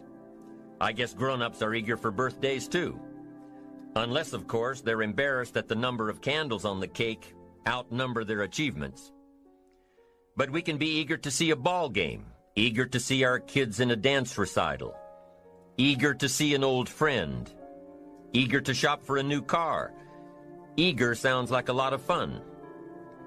But do you ever hear people say they are eager to live a better life, eager to have a better family, eager to make a lot of money? Probably not. And that's a problem. Because how I see it, living a better life, having a better family, and making a lot of money takes an eager desire. We have the remarkable ability to get exactly what we must have. But there is a difference between wishes and desires. We've all heard people say, "Oh, I wish I could just drop 5 pounds. I want to be a little lighter." And we've probably said it ourselves, especially after a big holiday dinner of turkey and homemade pie and every other thing we can possibly stuff ourselves with in one 8-hour period of time. And even though we may wish we could breathe a little easier in our clothing, we have to have the desire to exercise a little more and eat a little less. The "I wish I could lose weight" has to become, "I have the eager desire to lose weight." I'm also sure you've heard people talk about wishing they had more money to pay the bills, or take a vacation, or just to take a little pressure off of life. But before their lifestyle can change, their wish needs to become a desire. If they really desired change, they wouldn't spend their evenings just watching TV and wishing they were doing something more. The backbone of an eager desire to change is discipline. True ambition is disciplined, eager desire. It's that little part within us that says, if I want to be ready for that meeting tomorrow, I need to finish preparing for it today. If I want to make sure I can pay for my kids' college education, I need to start saving today. If I want a better life tomorrow, I need to start working on it today. Ambition is a minute-by-minute, day-by-day mentality. To have the ambition to work towards a better family life, a newer car, a bigger house, a financially secure future, you have to live it every moment. If living a successful life was easy, I'm sure more people would be successful. If just being ambitious was enough, I'm sure all of the broke and perplexed people in the world wouldn't be broke and perplexed. While most people spend most of their lives struggling to earn a living, a much smaller number seem to have everything going their way. Instead of just earning a living, the smaller group is busily working at building and enjoying a fortune. Everything just seems to work out for them. And here sits the much larger group, wondering in awe on how life can be so unfair, complicated, and unjust. So what's the major difference between the little group with so much and the larger group with so little? Despite all the factors that affect our lives, like the kind of parents we have, the schools we attended, the part of the country we grew up in, none has as much potential power for doing good as the ability to dream. Dreams are a projection of the kind of life we want to lead. Dreams can drive you. Dreams can make you skip over obstacles. When we allow our dreams to pull us, they unleash a creative force that can overpower everything in our way. To unleash this power, though, your dreams must be well defined. A fuzzy future has little pull power. Well-defined dreams are not fuzzy. Wishes are fuzzy. To really achieve your dreams, to really have your future plans pull you, your dreams must be vivid. One of the issues Mr. James dealt with in his lifetime was, what does it mean to be a success, a significant person? After years of pondering this question, William James described success as a combination of two things. Number one, an inner ideal which is followed persistently with courage. And number two, outer achievement related to that ideal. Let's go back to number one, an inner ideal which is followed persistently with courage. I take that to mean defining a goal and having the resolve to complete it. No matter what, I'll do it or die. Promise yourself you'll read the books until your skills change. Go to the seminars until you get a handle on it. Do it until it makes sense. Practice it until you've got it right. Don't give up until you get where you want to be, however long that is. Step by step, piece by piece, book by book, seminar by seminar, do it until. Go for it. Until is a very important word. It's magic. It means that you'll never give up. Don't miss the chance to grow, to pay the price. Until you learn, change, grow. You'll discover some of life's great treasures when you pay that price. William James' second part to success dealt with the outer achievement related to that ideal. You need both aspects to really be a success. But what Dr. James realized about his philosophy of success was that the first part is indeed more important than the second. Going for it. As long as you're working toward your inner goal, your dream, then success is possible. But once you give up your inner vision, then you can never become successful. You never will become successful. Until doesn't even matter. Now, maybe the person who's been working on a project for 10 years can be successful in his own right, if he's honestly working toward it, doing everything to make himself worthy of reaching the dream, really happy with where he is, doing it until. Then maybe he is a success. It's a personal thing, going for it one step at a time. Going for small accomplishments along the way for however long it takes. So let's think about this for a moment. What outside evidence or results or proof can be seen when you accomplish your goals one step at a time? You'll start to see things change around you, little things, not major things, but little everyday things, things you may not even notice unless you are paying attention. If you're one of those who'd rather stay up late and get up late, only to discover that your workplace doesn't fit your schedule, and you roll out of bed cursing the alarm clock every morning, maybe you could start with the little change of going to bed half an hour earlier than normal.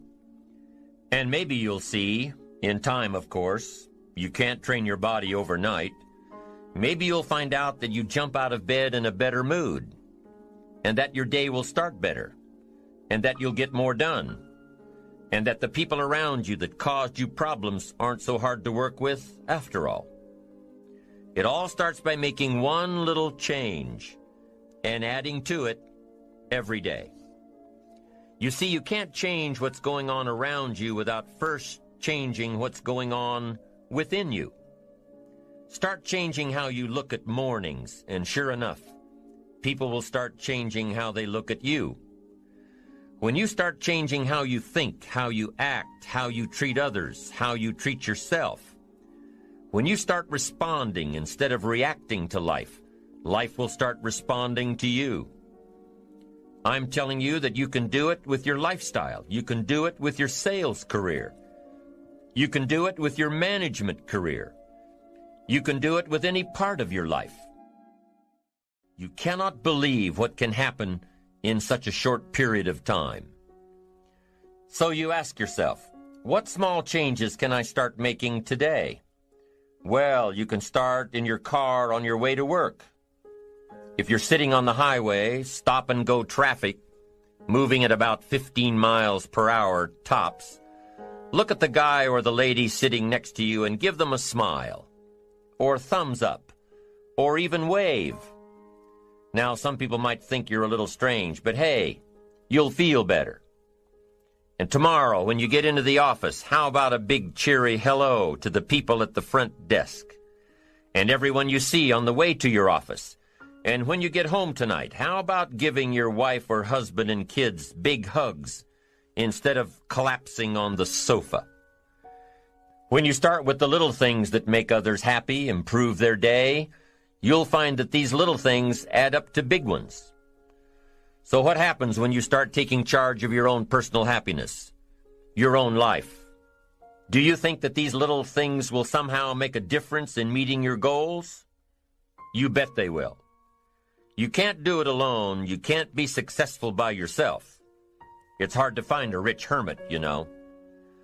The ambitious person realizes that each of us needs all of us. You all by yourself may have finalized the company's marketing plan, or finished up the sales projections, or even wrote the mission statement for the year to come. Even if you did this all by yourself, you really had the help of all of those around you who tolerated and supported your need to be undisturbed, or provided service to you during the project. Maybe you should thank those people every once in a while with a dinner certificate or a bouquet of flowers. After all, without your support team, you probably wouldn't be where you are today. You can't be successful by yourself, so thank them. Thank those around you, and let them know just how important they are to you. Be it your office personnel or your family or your friends, a thank you sure goes a long way. You don't have to worry about the winds that will most certainly blow around you, the obstacles, the negativity that will stand in your way. You don't have to worry about what other people will say. You just have to keep your mind on your course. Those winds may blow fast and furious, but if you know your path, if you know where you are going, they will help push you toward the dreams and goals and treasures that you have already decided you're going after. Your goals will push you forward, ahead of the stormy weather. There are some amazing people around that we can learn from today, people who have already braved the storms and come out on top.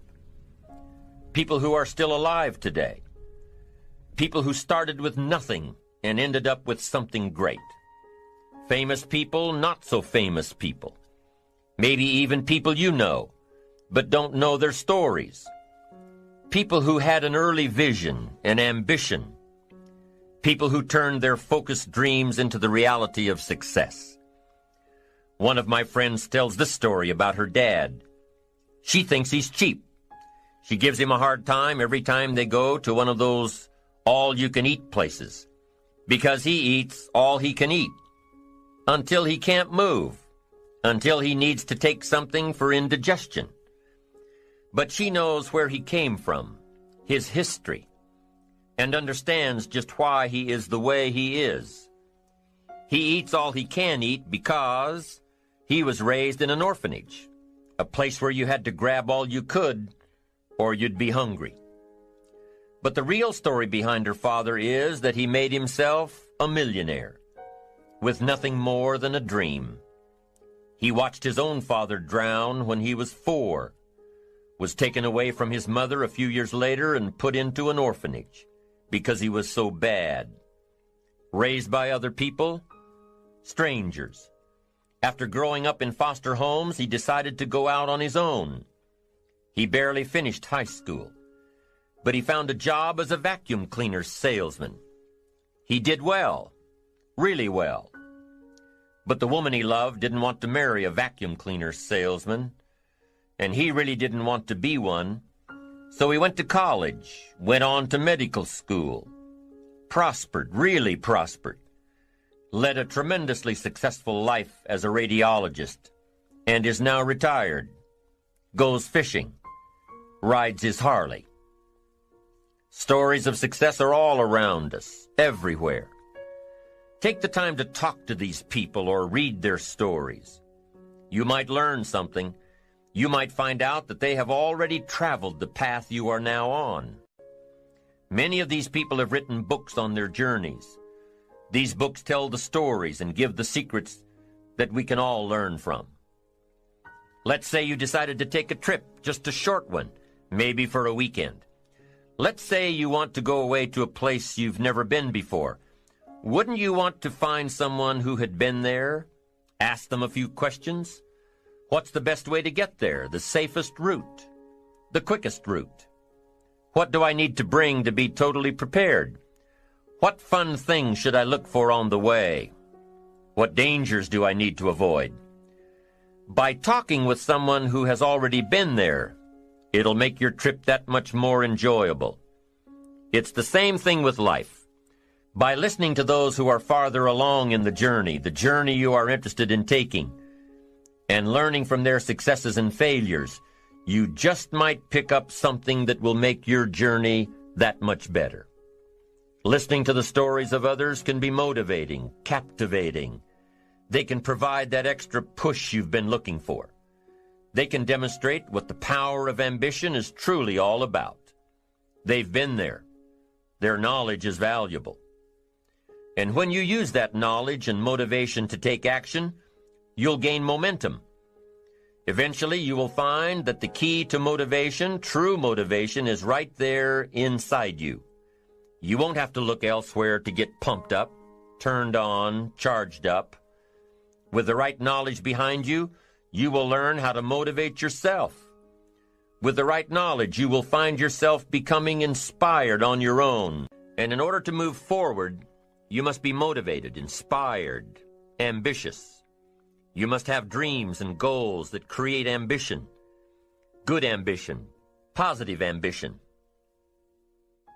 Now, ambition does not mean being greedy. It does not mean being selfish. It does not mean getting ahead at the expense of others. Ambition is not greed. Ambition is not avarice, an all-consuming desire for wealth. Ambition is not hoping you can win at the expense of others. Do you suppose Judas was ambitious? He ended up with 30 pieces of silver, a fortune in those days. Was Judas successful because he had all that money? No, Judas sold out. Was Judas happy when it was all over with? No.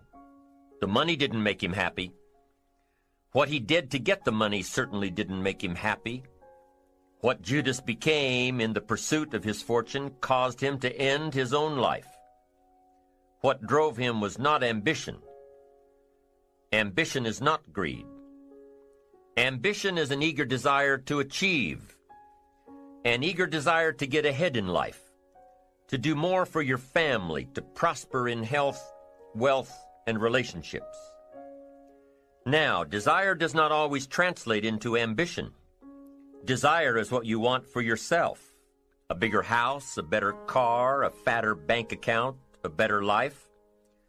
I desire to have these things. Ambition is how you get there. Desire is sometimes healthy. Desire is sometimes unhealthy. Desire might say, I want the tallest building in town.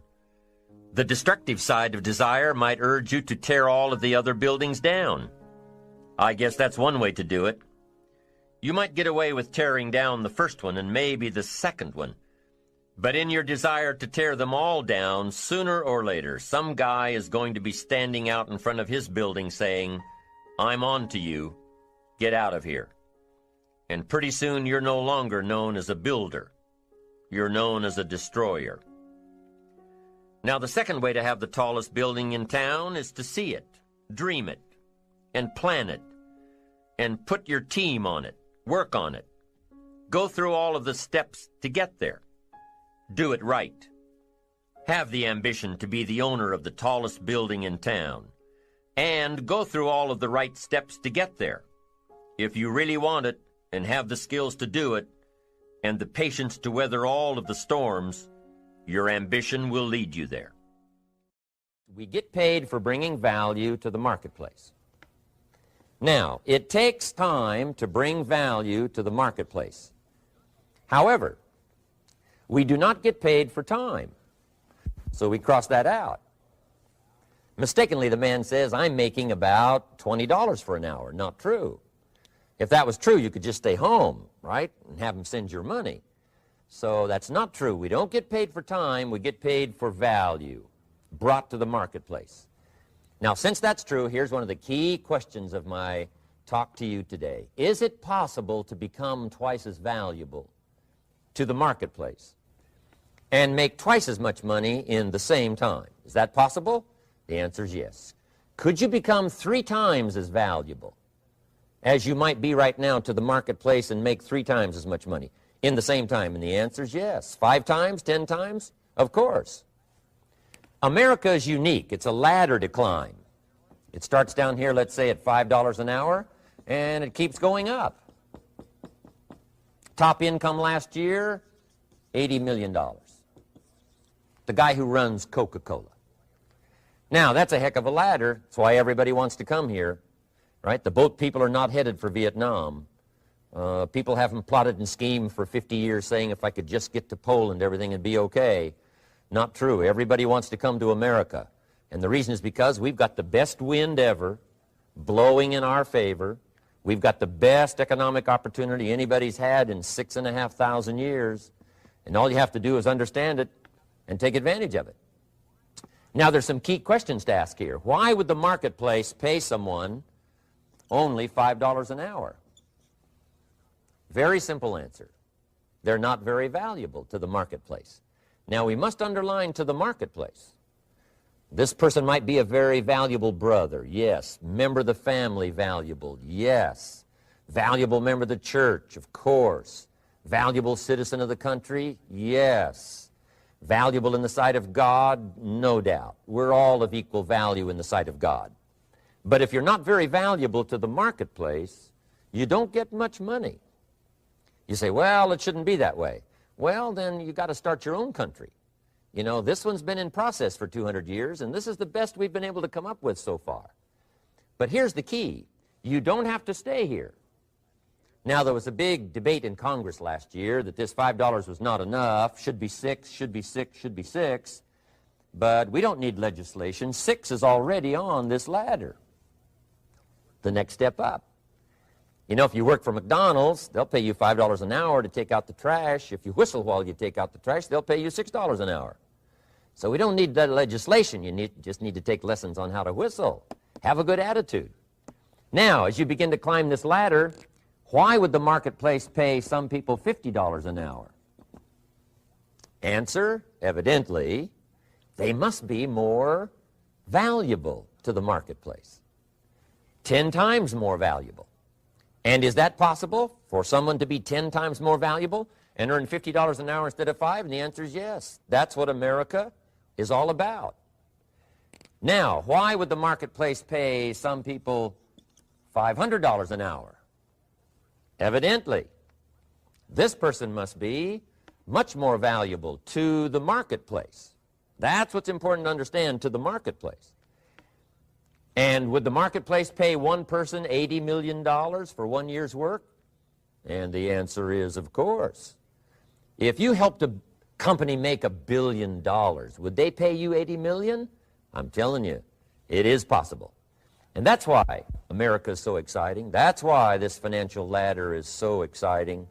It's possible for all of this to come true for all of you, no matter where you start. As a student in school, just getting started out there in the workplace, this is all possible for you. Now, Mr. Schoaf gave me the clue on how to climb this ladder as high as I wanted to climb. Now, we're talking primarily economics here. There's a lot of other ways to become valuable to your family, valuable to your friends, valuable to the community, valuable to the team, right? Valuable to the team effort, valuable to the concert. But here's what he said to me.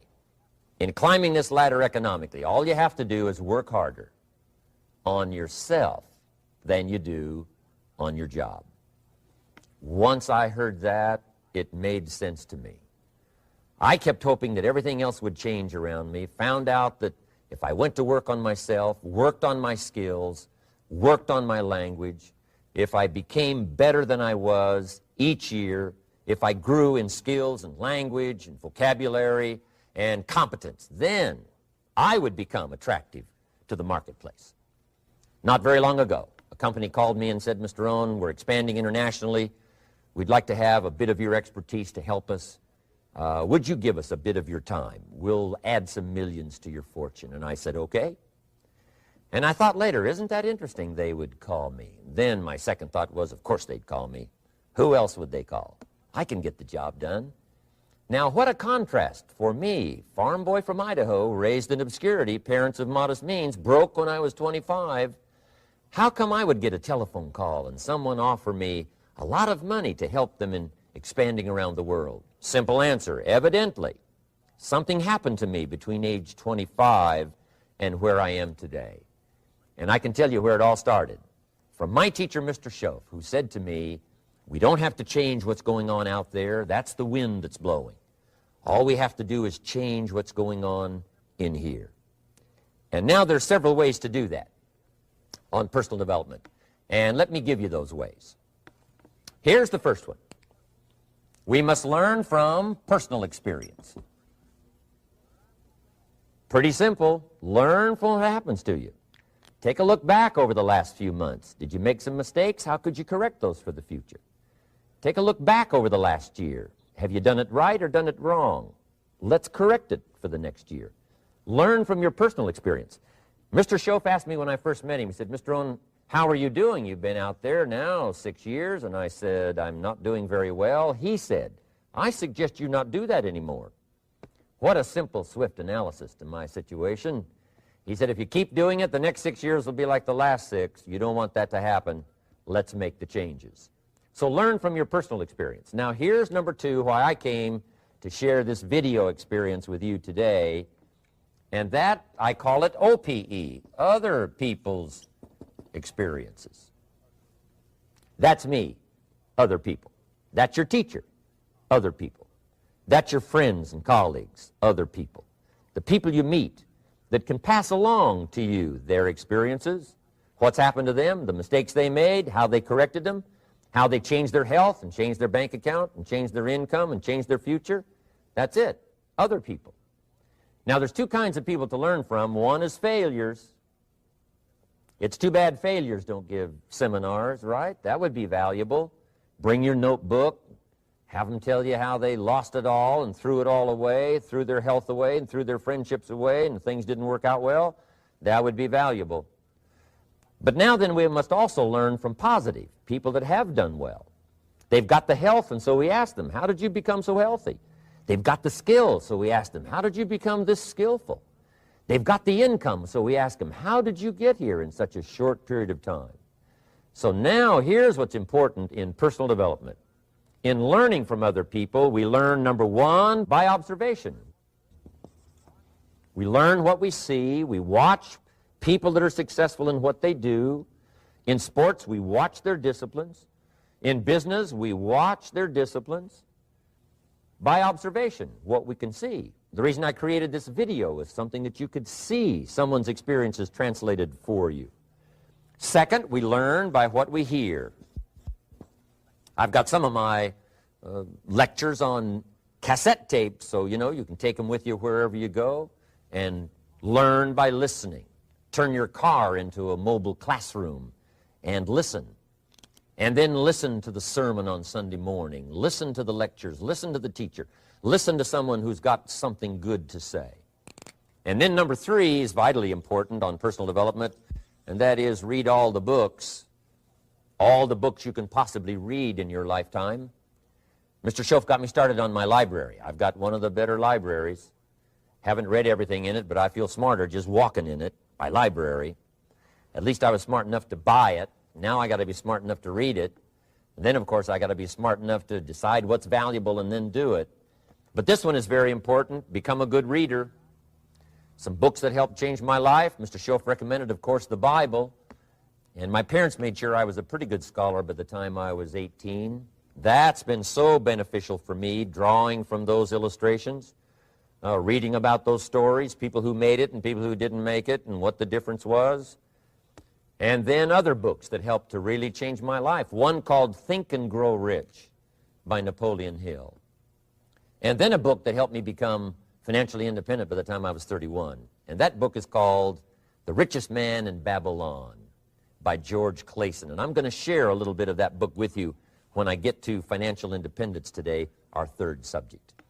But I started reading the books, attending the classes, making sure that I got in front of people that had something good to say. And then I started keeping a journal. One of the major things my teacher taught me was to keep a journal. He said, don't trust your memory. If you hear something good, just make a little note and write it down. Now, at first I took, notes on pieces of paper and torn off corners and backs of old envelopes. And it didn't serve me well, thrown in a drawer. Then I learned to keep a journal, a bound copy of all my notes. So I would suggest you do the same. Things that impress you, a poem that impresses you. When you attend a class, some of the ideas that impressed you, jot them down. You read something in a magazine, right? Some ideas. Take those out, put them in your journal. Keep a good journal the rest of your life. This will serve you well. My journals make up a significant portion of my own library. And if you saw my library and saw my journals, I tell you what you'd have to say. This is the library, and these are the journals of a very serious student. No wonder Mr. Rohn is invited to lecture and speak on his experiences around the world. So I want the same thing to happen to you. Value captured that you can resort to later, go back over it and review it, and let it become valuable to you. So that's my first subject, personal development. Work harder on yourself than you do on your job. Develop the skills, learn the lessons, take the classes, absorb all that is being taught to you these days. And then later on, of course, you can sort it out, what's valuable to you and how to refine it for your business and for your life and for your future. But the main thing is to get it and start this process of personal change, personal development. And let me say it one more time. If you will change, everything will change for you. You'll never be the same. You'll keep growing. As you look back on a few months, look back on a few years, you won't believe the progress you can make. Economically, your relationship with your family, your friends, and whether you're in sports or economics or whatever, I'm telling you, that whole process of committing yourself for personal change, personal value, can really make your life unique and worthwhile. But now let's make these notes now on setting goals. The promise of the future is an awesome force. We look back for experience, but we have to look forward now for inspiration. And what gives us inspiration to get up in the morning and do our job, learn skills, develop all that we can possibly be, is the promise of the future. And it can be so powerful that it can overwhelm any adversary you might have, any difficulties you might have. Here's a key phrase: reasons make the difference in how your life works out. Reasons make the difference in your appetite and zest for taking on the challenge, doing the job, becoming successful. Mr. Schoaf said, if you have enough reasons, you can do the most incredible things. You can get through the most difficult day. You can overcome the most unbelievable challenges if you have enough reasons. And so he said to me, if you haven't got a list of your goals, Mr. Rohn, it's probably because you don't have enough reasons. He said, I'm sure since I've met you, you have enough intelligence. And he said, you have enough good health. And he said, you have, all of those things working for you. But here's what you must work on now is to have enough reasons. Looking into the future, developing reasons. Okay. Now here's a note to make. It's important to make sure that the greatest pull on your life is the pull of the future. Some people let the past pull them back. The past can be like gravity if you let it to pull you back. Some people live in the past. They live in the darkness of the past. They live in the mistakes of the past. They live in the discouragement of the past. They didn't make it, and that affects them for the rest of their life, living in the past. So we don't want the past to pull us back, to live in the past. So make this note. Dreams and goals can become magnets. Dreams and goals can become magnets. And the stronger the goal, the higher the purpose, the more powerful the objective, the stronger this magnet is that pulls you that direction.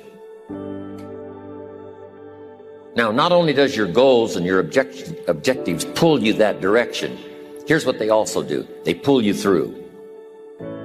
They pull you through all kinds of down days. They pull you through a difficult time. It'll pull you through some winter of your life. Some people get lost in the confusion of the day simply because their goal is not bright enough to pull them through. Next, it's goals that drive us to take advantage of the spring. Why would the farmer put the plow in the ground in the spring if he couldn't see the vision of the harvest when the summer is finished? Is it possible to see the finished harvest? And the answer is yes. We do that simply by faith. Key phrase, faith is the ability to see things that don't yet exist. So here's what we want to do in our goal-setting session, is to start looking into the future of what you would like to accomplish, and where you would like to go, the person you would like to be, and see if you can't get a better picture of the finished objective. See yourself there. See yourself in possession of. There's nothing you can do about the past, but you can do a great deal about your future. You don't have to be the same person you were yesterday. You can make changes in your life, absolutely startling changes, in a fairly short period of time. You can make changes you can't even conceive of now. If you give yourself a chance, your abilities will grow. You have untapped talents and potential that you haven't even reached for yet. And as time goes on, you'll be able to reach deeper and deeper. The first thing you'll know, you'll be able to do things you never thought you could do. You'll be able to handle things you never thought you could handle. You'll have ideas that you've never had before. All of this is sparked by the goal-setting process. When you know what you want, and you want it badly enough, the answers will come to you. I can't tell you why it works. All I know is, it works. Give yourself a chance to become all you can become and to accomplish all you can accomplish. Let me give you a Bible philosophy that teaches how to get whatever you want. Here's what it says: ask. That's it. Ask. Of all the important skills to learn in life, be sure to include the skill of asking. What does ask mean? Ask means, what do you want? And the complete formula is staggering. It says ask, and you will receive. Work on your list of why. One of the big thrusts for success is to come up with a strong enough why. In leadership training, here's what we learn. If the why is powerful, the how is easy. But if the why isn't strong, if your goals aren't powerful, if the vision isn't clear, the old prophet said, without a vision we die, without a vision we perish, without a dream we're nothing. We stayed because we were committed. We left because we were disillusioned, but we came back because we were lost. Without a dream, we are nothing. When the why gets big, powerful, strong, how seems to be so much easier. Without a strong enough why, the how seems to be too difficult almost to accomplish. Say, how do you manage your time? Hey, if you had strong and powerful enough goals, you'd figure out how to manage your time. You'd get a book on the subject. You'd do something to manage your time if it was worth it. If it's not worth it, why would you bother studying the art of managing your time if it really doesn't matter? But if it really mattered in the accomplishment of your goals and why you wish to accomplish them, see, you can do anything. You can get up any hour, read any book, take any class, make any change, develop any skill, do any discipline. You can do it all. When this how and the why, or when the why starts to grow, the how gets simple. Maybe one of your goals was to have $1 million home on the hill overlooking Snake River Valley. Okay, that'd be a good goal. $1 million home. Here's the next question. What for? What for? I mean, a house is a house is a house with bricks and wood and walls and roof. The key, yes, $1 million home, that'd be wonderful, but what for? So now jot this down. Purpose is stronger than object. The object would be the house, and that'll pull. That's a worthy goal to go for, the object of the house. But here's a stronger goal, the purpose for the $1 million home. So if you got that line, it's one of my best for the whole day. Purpose is stronger than object. It's okay to have plenty of objects to go for on your goal list. But always keep asking yourself the question, and sometimes it's good to just write it out. Here's why I want this money. Here's why I want this place. Here's why. And you start developing those reasons. And I'm telling you now, this starts to become incredibly powerful. Okay. Now, here's the next exercise. I want you to look now at the whole list that you've written and the exercises we've done. Now I want you to answer this question. What kind of person must I become to achieve all I want? Now we've got two things working. What you become helps you to achieve, and what you achieve helps you to become. And the more you become, the more you can achieve, and the more you achieve, the more you can become. Who knows which affects the other the most? Your concept of the person you think you must become to achieve what you want. This is time for a little truth here. Maybe you need to become much wiser than you are at the moment. You need to become stronger. You need to have better health. Maybe you need a little coaching. To really become the person I want to become, I'm going to have some coaching. Physical coaching, spiritual coaching, developing skills coaching. To be the influence you want to be, you got to build an incredible reputation. What kind of person must I be to attract all that I want in my life and the people that I want and the opportunities that I want? Don't set your goals too low. Don't join an easy crowd. You won't grow. Go where the expectations are high. Go where the demands are high. Go where the pressure's on to perform, to grow, to change, to develop, to read, to study, to develop skills. I belong to a small group. We do business around the world. You cannot believe the expectations at that level. What we expect of each other in terms of excellence. Far beyond average. So that we can receive from the group. We can contribute to the group. Something unprecedented. It's called living at the summit. Go where the demands are high. Go where the expectations are strong so that it'll provoke you, push you, urgently insist that you not remain the same for the next couple of years, the next 5 years, that you'll grow and change. So don't set your goals too low. But you've got to do better than work hard and be sincere all of your life. You'll wind up broke and embarrassed. You've got to be better than a good worker. You've got to be a good asker. Let me give you some key points on this asking and receiving, setting goals, asking of life. Here's part of the philosophy that helped me to change. First, asking starts the receiving process. Asking is like pushing a button, and all this machinery starts working, mental and emotional machinery. I don't even know how it works, but I do know it works. There are a lot of things you don't need to know how they work. Just work them. Some people are always studying the roots. Others are picking the fruit. It all depends on what end of it you want in on. So asking is the beginning of receiving.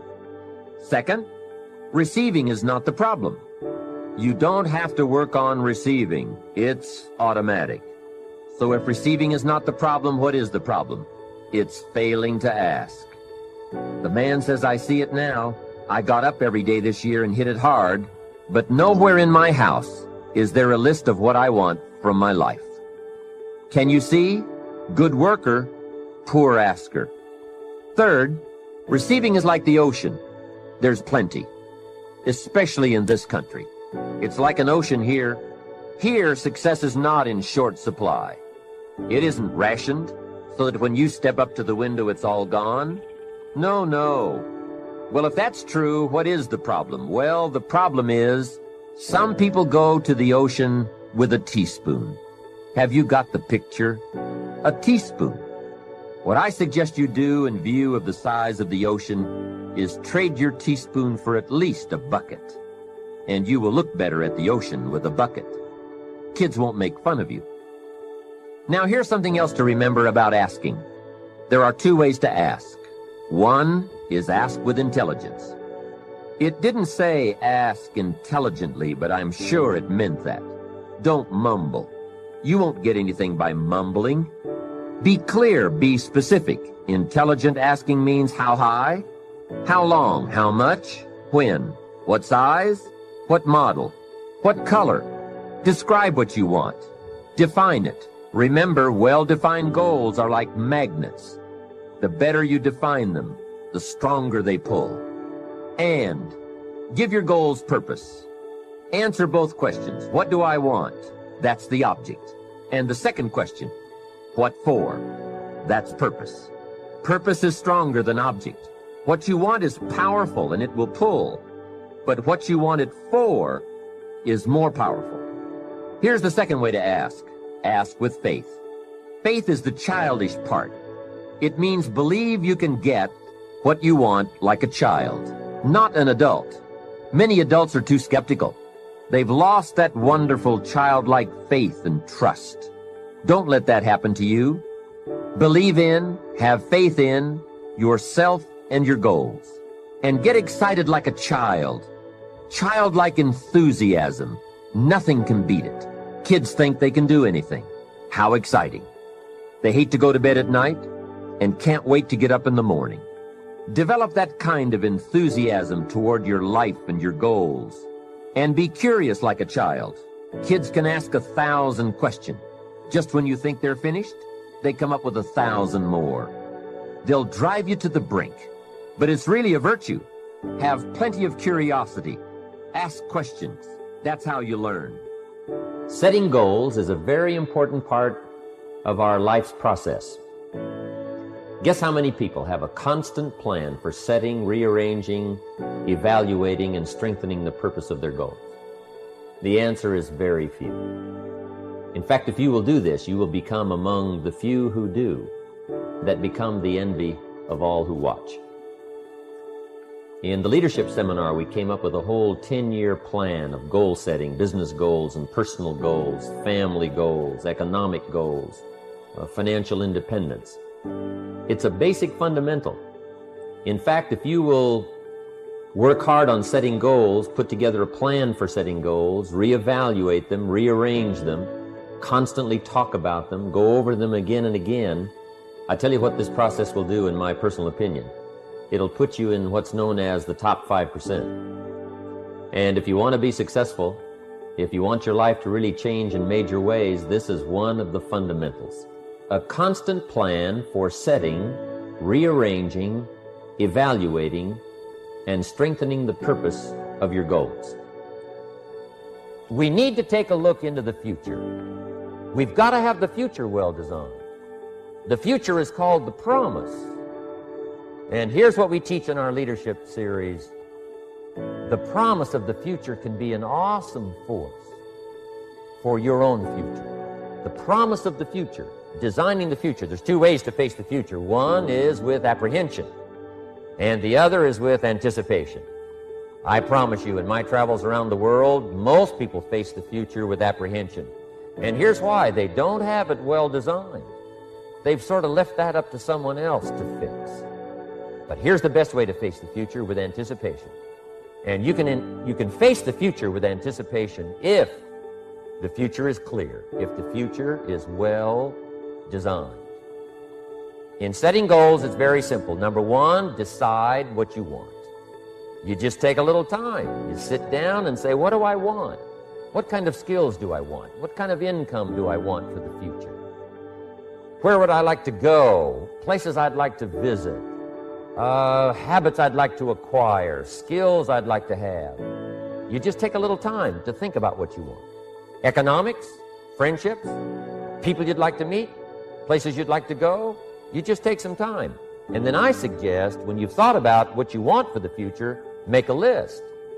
Just jot it all down. It's really a very simple process. Get together with your family, your wife, your husband, your children, your business colleagues, and make it one of the major fundamentals in your life. Constantly setting, rearranging, evaluating, and strengthening the purpose of your goals. That's number one, fundamental for success. Here's number two. A clear picture of what you intend to do with your present resources. That's a fundamental. Figuring out a plan of what to do and how to manage your present resources. Most everyone I talk to has already got something. The big question is, what are you doing with it? Most everyone has some time, they have some resources, they have some money, or they have a paycheck, or they have some kind of resources, they have some kind of net worth. The big question is, what are you doing with it? Where are you investing it? Where are you putting it? First of all, you've got to understand about society and about money. You've got to understand how to earn it, where to get it, where it comes from, and the importance of managing it. Kids ought to be taught from the time they're just small what to do with a dollar. If a child has a dollar and goes and spends it, right away they've developed the wrong habits. And sure enough, if they continue those poor management habits over the first dollar, you can imagine they're probably going to do the same poor things with those same dollars when they get older. The plans we learn when we're small, sure enough, are most often the plans we follow the rest of our lives. What to do with your money and where to put it. We teach in the care and feeding of the goose that lays the golden eggs. You've got to be a happy taxpayer. You've got to make sure some of your money goes into financial institutions so that successful people can borrow it and start other businesses that employ more people. You've got to make sure that you give some of your money for charity. So for charity and for taxes and for savings and for the accumulation of capital, it's very important to have a management plan for your present resources so that at age 65 you don't wind up like most people do, broke. You wind up with substance, you wind up with plenty to share, you wind up with plenty to enjoy. A plan for using all of your present resources wisely. What I'm saying is we all need a consistent plan for the gathering of knowledge, a consistent plan for going to the library, a consistent plan for attending the lectures, attending the seminars. Most people get ideas just spasmodically, or when someone happens to come by, or they just happen to hear someone, or they happen to read a book that might have some ideas that could help to benefit their life. When you listen to a sermon, make sure you've got your journal to take notes. Wherever you go, gather knowledge, but gather it on purpose. Do it constantly, do it daily, and do it consistently. We need a consistent plan for reading books. Most people just read books haphazardly, spasmodically, or most people just don't read at all. Or they don't have a good plan for reading the right books. Sure enough, the man reads the comics instead of the classics. And he misses all the things that could really benefit his life because he doesn't have a plan. Here's a good thought to consider. Rarely does a good idea interrupt you. Good ideas must be pursued. You must go where they are. You must seek them out. And there's an important Bible phrase that says, if you seek, if you search, you will find. Sure enough, a consistent plan for gathering knowledge, reading the books, attending the lectures, putting together ideas and having a place to capture them like a journal where you can repeat them and go over them. That's a fundamental that if you'll follow it, will put you in the top 5%. Guess how many people have a consistent plan for the gathering of knowledge? Answer, very few. And what you want to be is one of the very few. You need a plan, a detailed plan for the use of your work time. We call it a game plan. Most people try to design tomorrow and next week and next month in their head. They try to just decide what they're going to do. And most people don't even think that far ahead. They think, I have to get up in the morning and go to work, and that's about the extent of it.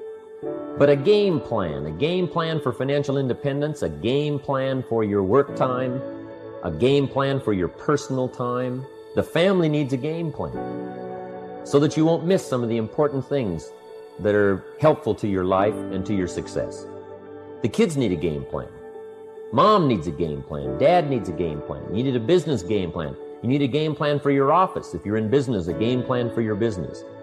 A detailed plan for the use of your work time. In the leadership seminar, we talk about how to put together this detailed plan for the day and for the week and for the month. How to stretch out a plan for 6 months and for a year. In doing business around the world, we found that you have to detail the plans in great detail. Otherwise, sure enough, you're going to miss something. And I can promise you that a detailed plan for the use of your work time will put you in the top 5%, because most people don't have one. Mr. Shoaff shared with me when I first met him when I was 25 years old. He said, Jim, to do better, you've got to get around the right people. If you have a constant association of people who can better your life and better your lifestyle, you can't believe the progress that you can make. An association of people of common interest in progress, success, ideas, and philosophy. I have a good phrase for you. Never mistake the power of influence. The man says, well, I live here, but it doesn't really bother me. See, that's not true. He says, I'm around these people, but they really don't bother me. See, that's not true. Whoever you're around, whoever you're with, is exerting some kind of influence on your life. And what you must do, and this would be the good year to do it, the first year you've heard about it, is make plans to get around the right people. People who talk positive ideas. People who talk philosophy, the refinement of philosophy. See, just the latest joke won't help. You've got to get around people who read, people who are successful, and people who are growing and changing. Otherwise, your influence is going to be in the opposite direction. And I know most of us, wherever you work, you have to be around some negative influences. But what you must do is counterbalance that